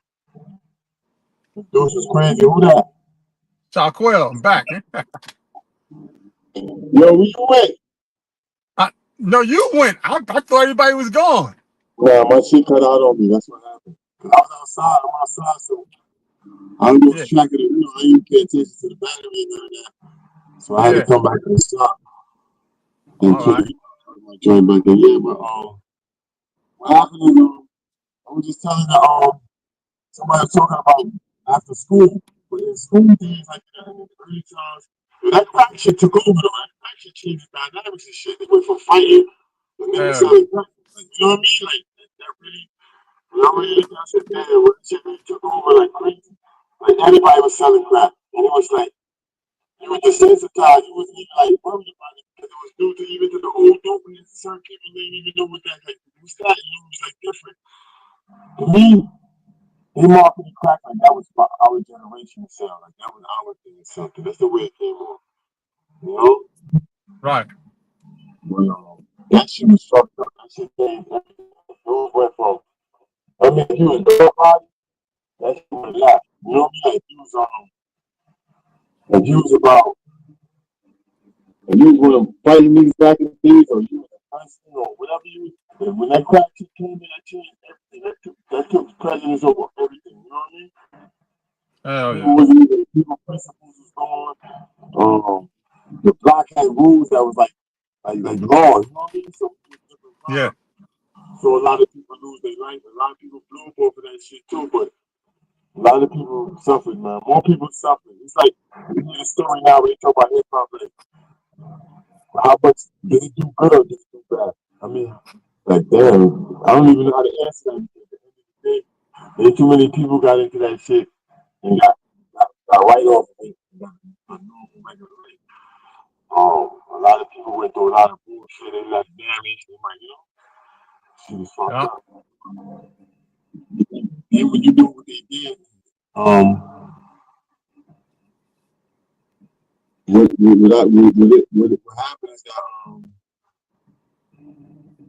happened is that my big brother in the building, my little brother in the building, man, Utica Avenue, my little brother. Um, I think that this shit is to the point right now where people is not even yo, I ain't gonna lie, I feel like the book, I watched that movie and it seems like that's what outside seems like the world is just going. It's no nothing. It's nothing that makes sense no more except power. Like if Right. you Right. have power, you can say what you want. But other than that, it's nothing, man. No, it's no principles no more. This shit is crazy. You know what I mean? You get to the point where the internet's so fucked up, you can't even send nobody on there to find no information about nothing. to learn because they got so many variables. Like you punching something, some other bullshit pop up. You know, a lot of shit, man. We're not seeing the big picture, but we suffering, man. How the fuck they don't got nobody living in New York no more? New York was like a place that nobody wanted to live at unless you was in New York already. Or back in the day, Yeah. people tried to come here to get money, or people come from overseas. But now everybody lives somewhere else, and New York is too expensive. Hell yeah. That's why I'm in Texas. Yeah, no lie, dude, a good fucking place. You know what I mean? my Dudes my couldn't house carry those. Nobody my couldn't house carry in those. Huh? my house in Texas costs 289,000. In New York, the equivalent of my house would be like 1.4 million. See what I'm showing you? That shit is That's crazy. that shit is ridiculous, bro. That shit is crazy. That's because they overtax everything. It's just too much, man. And we got it Yeah. right now where you can't live in New York unless you're an artist or some type of shit or doing that You type need of you need time. you need you need 2 jobs and a side hustle. What? And then I saw Brooklyn the other day. Brooklyn looks so fucking good. You know, every time my dudes call me, they always give me a tour or wherever they at. Yo, son, we ain't see this shit yet. Yo, look, I'm looking, I'm like, yo, where at?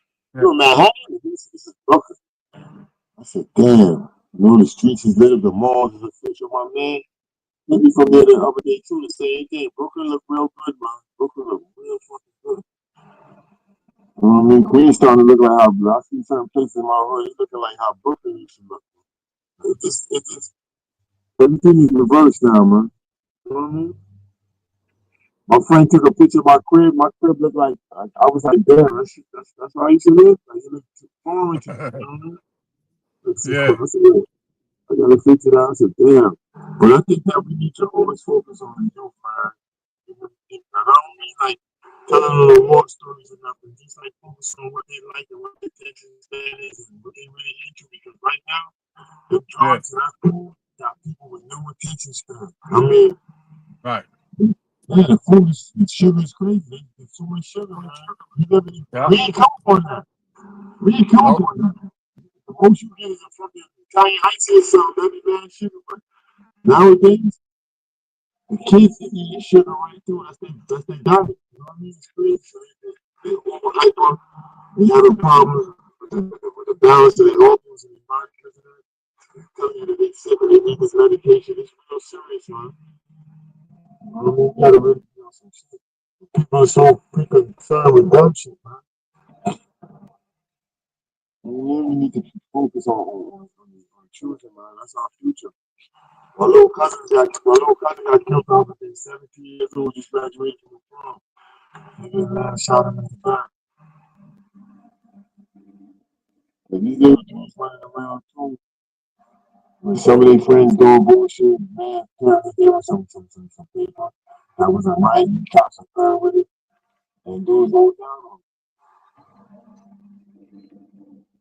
You know what I mean? It's real serious, man. Shot him like a dog, man. Shot him in the back. And the funny thing, the dudes that did it was from up where I'm from in New York, but they down here in the hell, you know? Show you it's crazy, man.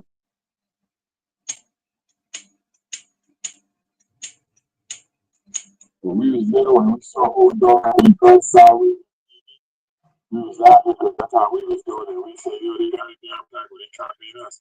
You know? People watching TV.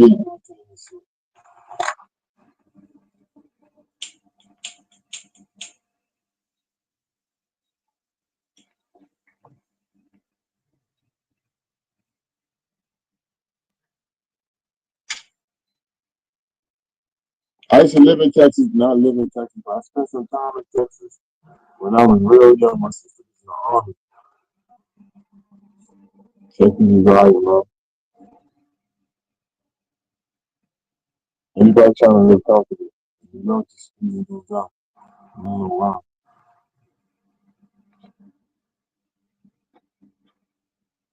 Wasn't that a candy store? So the guy said something. Of course, the original post office. Right. 192 and Linden, nuclear cleaners, no names.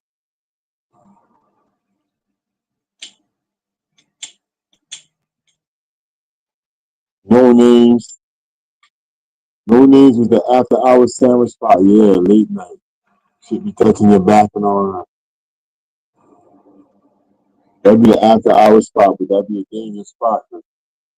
People be parked around there and watching the store and watching to see who pull up. Yeah, it seems like that. Everybody in Queens is in Atlanta. I got so much people down there. All over.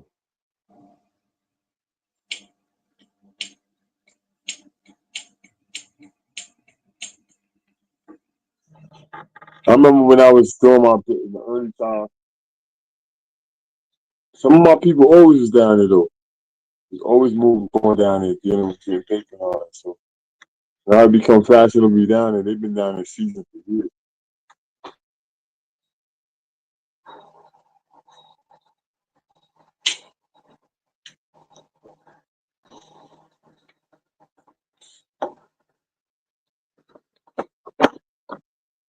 That's kind of crazy because kind of crazy.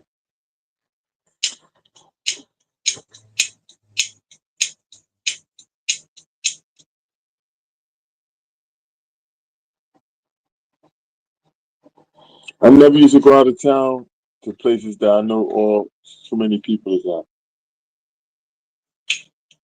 Even my little close, that little Auburn shit. I remember bumping into people from New York up there that knew me differently. And I used to be like, what up? They go, yo, John. I said, listen, what up? Because they used to be kind of adversaries too. It just never used to be nothing because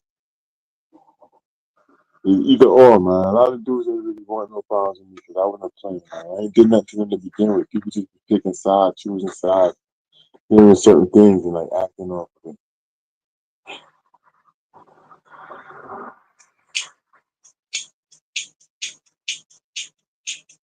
I would do that B&B for the people. That I would do that spot so that when dudes come down here, we gonna enjoy ourselves.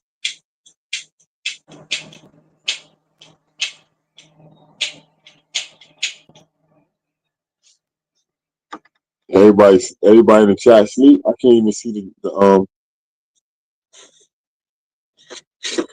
everybody in the chat sleep, man.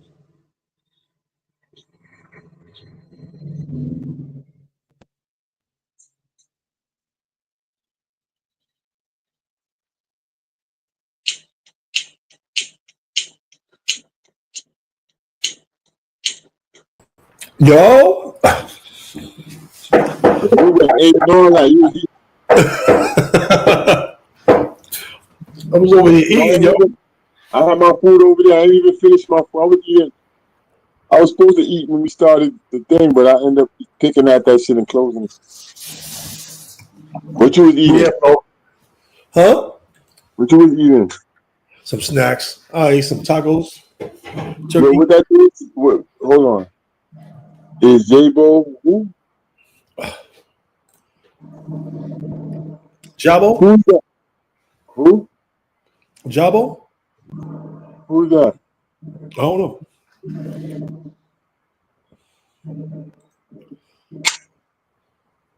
Who's Dawn Green right away? Oh, you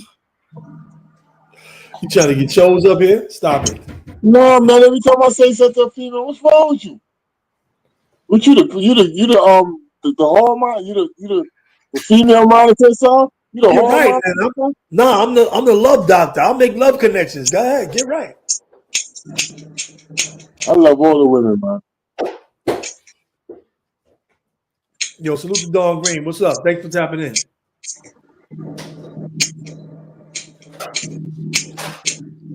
Yeah, I was just telling Shaquille that crack and certain things fuck the game up, man. Yo, he up here trying to get shows, man. You heard Teddy the Wolf? You heard? So Teddy, don't listen to that nigga. My name is Dawn. I'm trying to get shows. My name is Dawn. He got mad. Not John. Yo, go follow Tef at the Real TD. You know, y'all, for y'all ladies, he got mad body flicks and under the waterfalls with his dreads hanging and all that stuff. He changed his life. Now he on some GQ smooth stuff. You know what I'm saying? I'll be scrolling right by that stuff. I don't be liking none of that stuff or none of that stuff. You know what I'm saying? He under the waterfall swinging his dreads like he a Jamaican waterfall, the Caribbean. He on a Caribbean cruise model. You heard? Get up. That water feel. That spring water be different. That spring water be different, man. He got mad spring water on his body. He got girls in the pictures with him and all that. I seen them pictures, bro. Like, stop it, bro. Come on, man. Go take a hold of fresh, man. I know the real Tef. Yo, come here, Shaka. Where you going, Shan? Where you going, Shan? I know the real Tef, man. Get off that fake Barbados Caribbean king. Yo, I called somebody one day and I was like, "Yeah, king," and the man was laughing for about 10 minutes. Shan, let me talk to you, Shan. Let me talk to you, Shan. Where you going? I know the real TD, I know the real Tef. Yo, Teddy, let him know. We know the real Tef, son. Stop that. Yo, I gave Teddy them mad chains before too. Teddy and them used to be holding on to them big pieces I used to lose sometimes. I leave that shit with him and DMX. Before you came to Albany, you know Teddy used to be up there with us too in Albany. I know that. Everybody was up there. Teddy used to be up there. That's where X had the Sterling. I know. Word up. Yo, this shit mad dangerous. Yesterday I said something, and I saw it said people mentioned. I look, and anytime you say a word, they just say you mentioned it or somebody else. I said these people is crazy. That shit is dangerous. Too much. It's too intelligent, man. I don't like that. I don't like my phone knowing stuff. This somebody you might know. How the fuck you not know him? I robbed him. Like, what the fuck you put this thing? I'll be looking at that shit different. Like, this is too smart, right?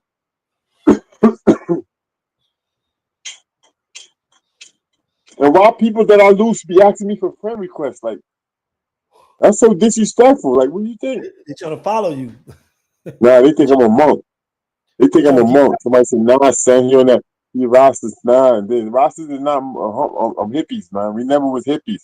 Leonard Howell, the first Rasta, he had dreads and he wasn't no hippie. You know, this thing is big people playing music and smoking weed all day and all that. Nah, man. Come on, the revolution.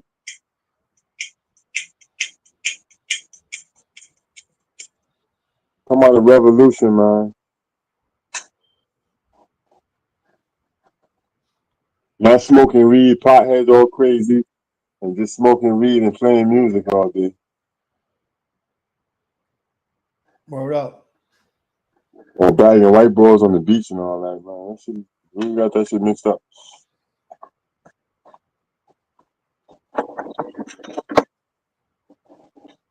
Y'all see my people in here earlier. You heard? Yeah. They're in here right now because I just seen a few messages and all that. Yo, when my homegirl come here, I'm gonna show you her skin. She got that shh.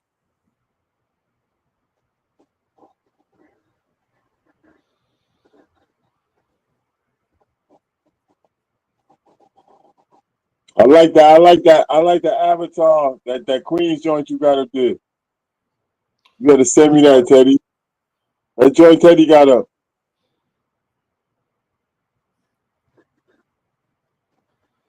That nigga was young as a motherfucker, Mikey, and wearing some big ass jewels and all that. You had a tight crew. Yo, shout out to Steve, his whole family, Mama Wise whole family. Organized Boss on Instagram. Shout out to Big Steve, man.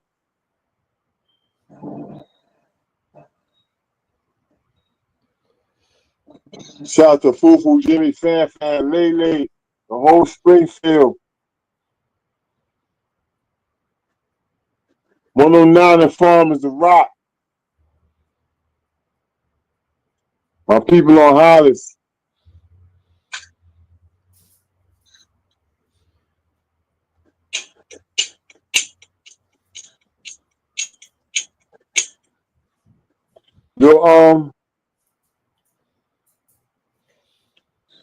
Yo, Mikey.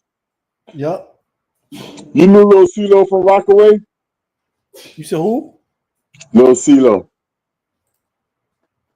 I think so. I think so. I heard the name. I can't place his face though. Huh? Teddy.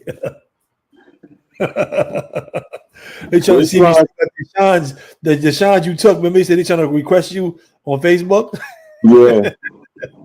They trying Yo, to I see was talking to my man the other day. My man said, yo, you remember that shine you loose and you gave me? I still got that shit.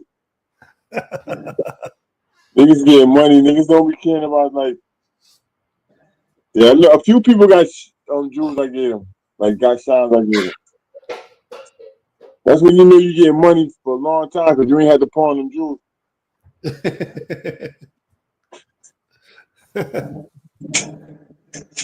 Yo, Tef, we 3.5 hours in, bro.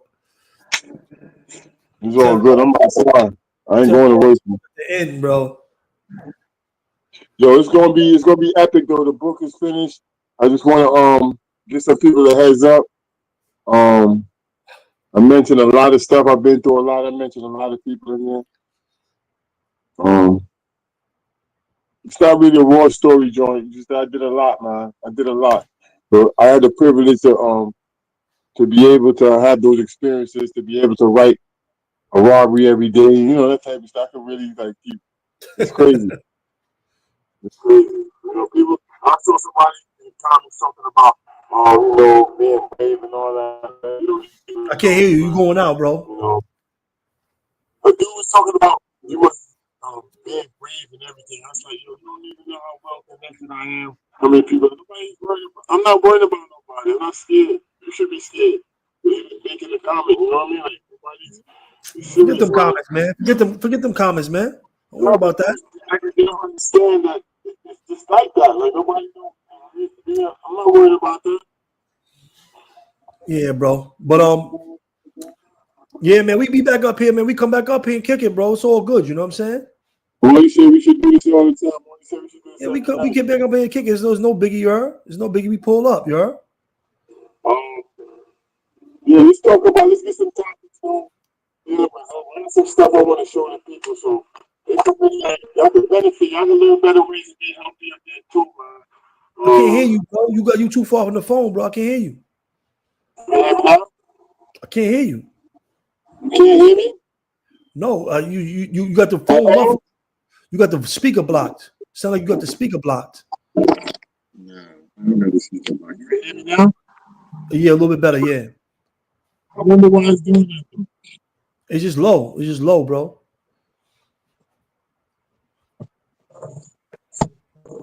It's just low, you know what I'm saying?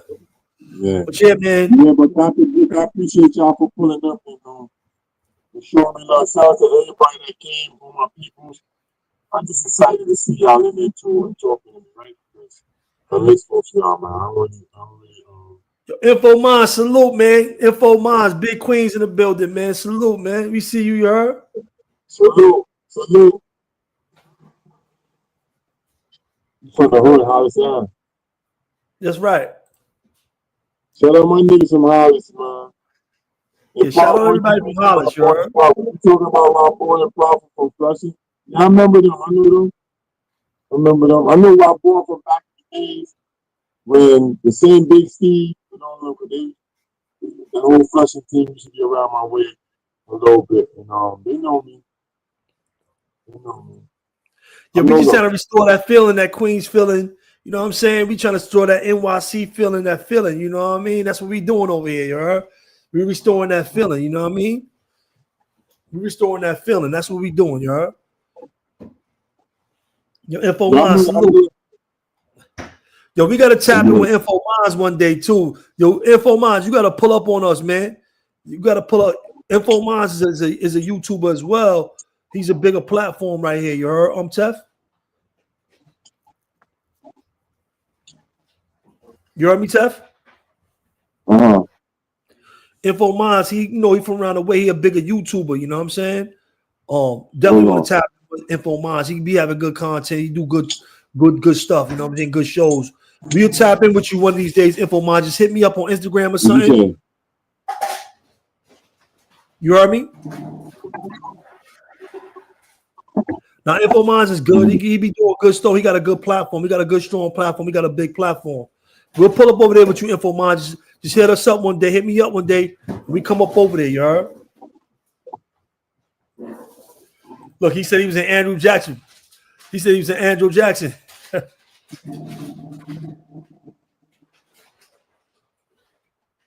Yes, King, man. I stayed in Jackson for 1 year. I had to get that money, man. It was coming too fresh, bro. I was like, Yo, yeah, whatever. Yo, hit me up on Instagram, InfoMinds, or hit Tef up, and we put it together, bro. We can do that any day. Anytime you want that stuff, we'll pull up. You know what I'm saying? We're going to pull up, bro. We're going to connect. We connecting with all the people. That ain't no biggie. You know what I'm saying? I seen you. I see your work, and I know you tapped in with us like a year or two ago, but we got up to a bad start, to a rocky start. But we back on our joint. You know what I'm saying? So anytime you want us to pull up, bro, we'll pull up. You know what I mean? Do the talk.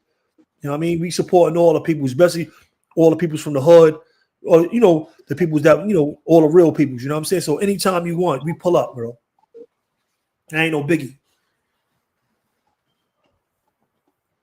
But yeah, Tef, what's up, man? Conclusion, man. Salute the peoples before we get up out of here. really good to hear from y'all. I love y'all, man. Word up. Love the peoples. Love to the peoples, man. We love Queens, Brooklyn, Bronx, New York. You know what we do, you heard? Yeah, we got to do better though, man. Let's try to get some content and certain things that make life better for our children, man, for our people, man. Yeah, appreciate you, InfoMinds. Yeah, we link up, bro. That ain't nothing, you heard? These is Queen stories, man. We ain't tripping off none of this stuff. You know what I'm saying? Yeah, we just You already know it's for love, you heard? right. This Queen stories, we ain't tripping off none of that stuff, bro. You know what I mean? We connecting with the peoples, and that's what we doing out here.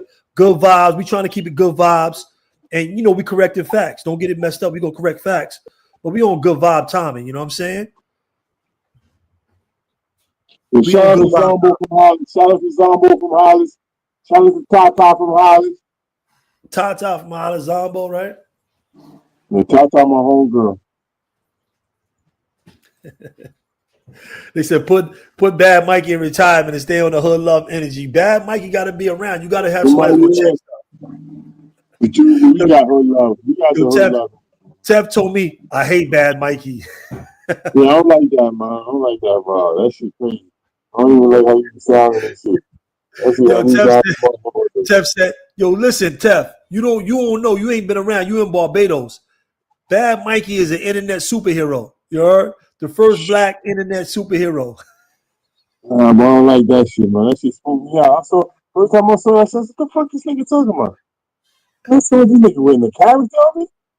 I said, man. Yo, bro, listen, it's a level of entertainment. I never seen you like that. I was like, what the fuck is that? I said, yo, what the Hey, yo, look. Hey, yo, this internet, bro, it's a level of entertainment. It's a level of entertainment. You can't, we tell real stories, but it's a level of entertainment too. You know what I'm saying? Yeah, it is. But you could be funny without, no, I ain't gonna lie. That book is funny, man. I try to make everything funny. I like to laugh, man. Right. You know what I mean? Right.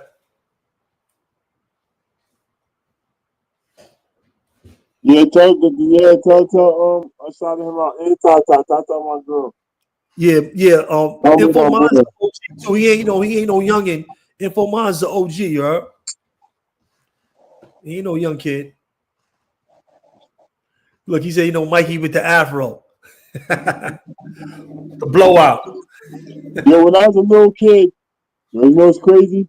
They had the pizza shop on Hollis, right? Right. That shit used to have the hoagies. They had some hoagies. Them shits were so good. Everybody used to fuck with them. Back in the days when you hustle on Hollis, everybody used to fuck with them hoagies.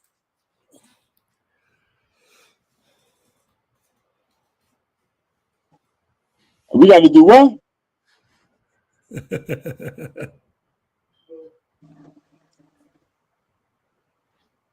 Yo, he was soft, man. I heard Ja Rule told on Fox one day, rest in power. So on Fox put me on the phone with Ja Rule one day. We go on the phone. talking like in 2000. And y'all told Fox to pick up the phone. Yo, I remember him and so and so. The same dude you talking about had real beef. He didn't really have no beef, right? The first chopped cheese dog fries. Yeah, that cheese steak, that hoagie was crazy on Hollis. Remember that. 2/3 of Hollis had the official pizza shop. You know what I mean? They used to sell the hoagies, and they had the Jamaican spot with the beef patty and cocoa bread down the block. That shit was hitting too. Hollis was famous for that shit though. That block right there, that shit, yo, that was the first one of the first hot block that was really rocking like that. Remember that shit.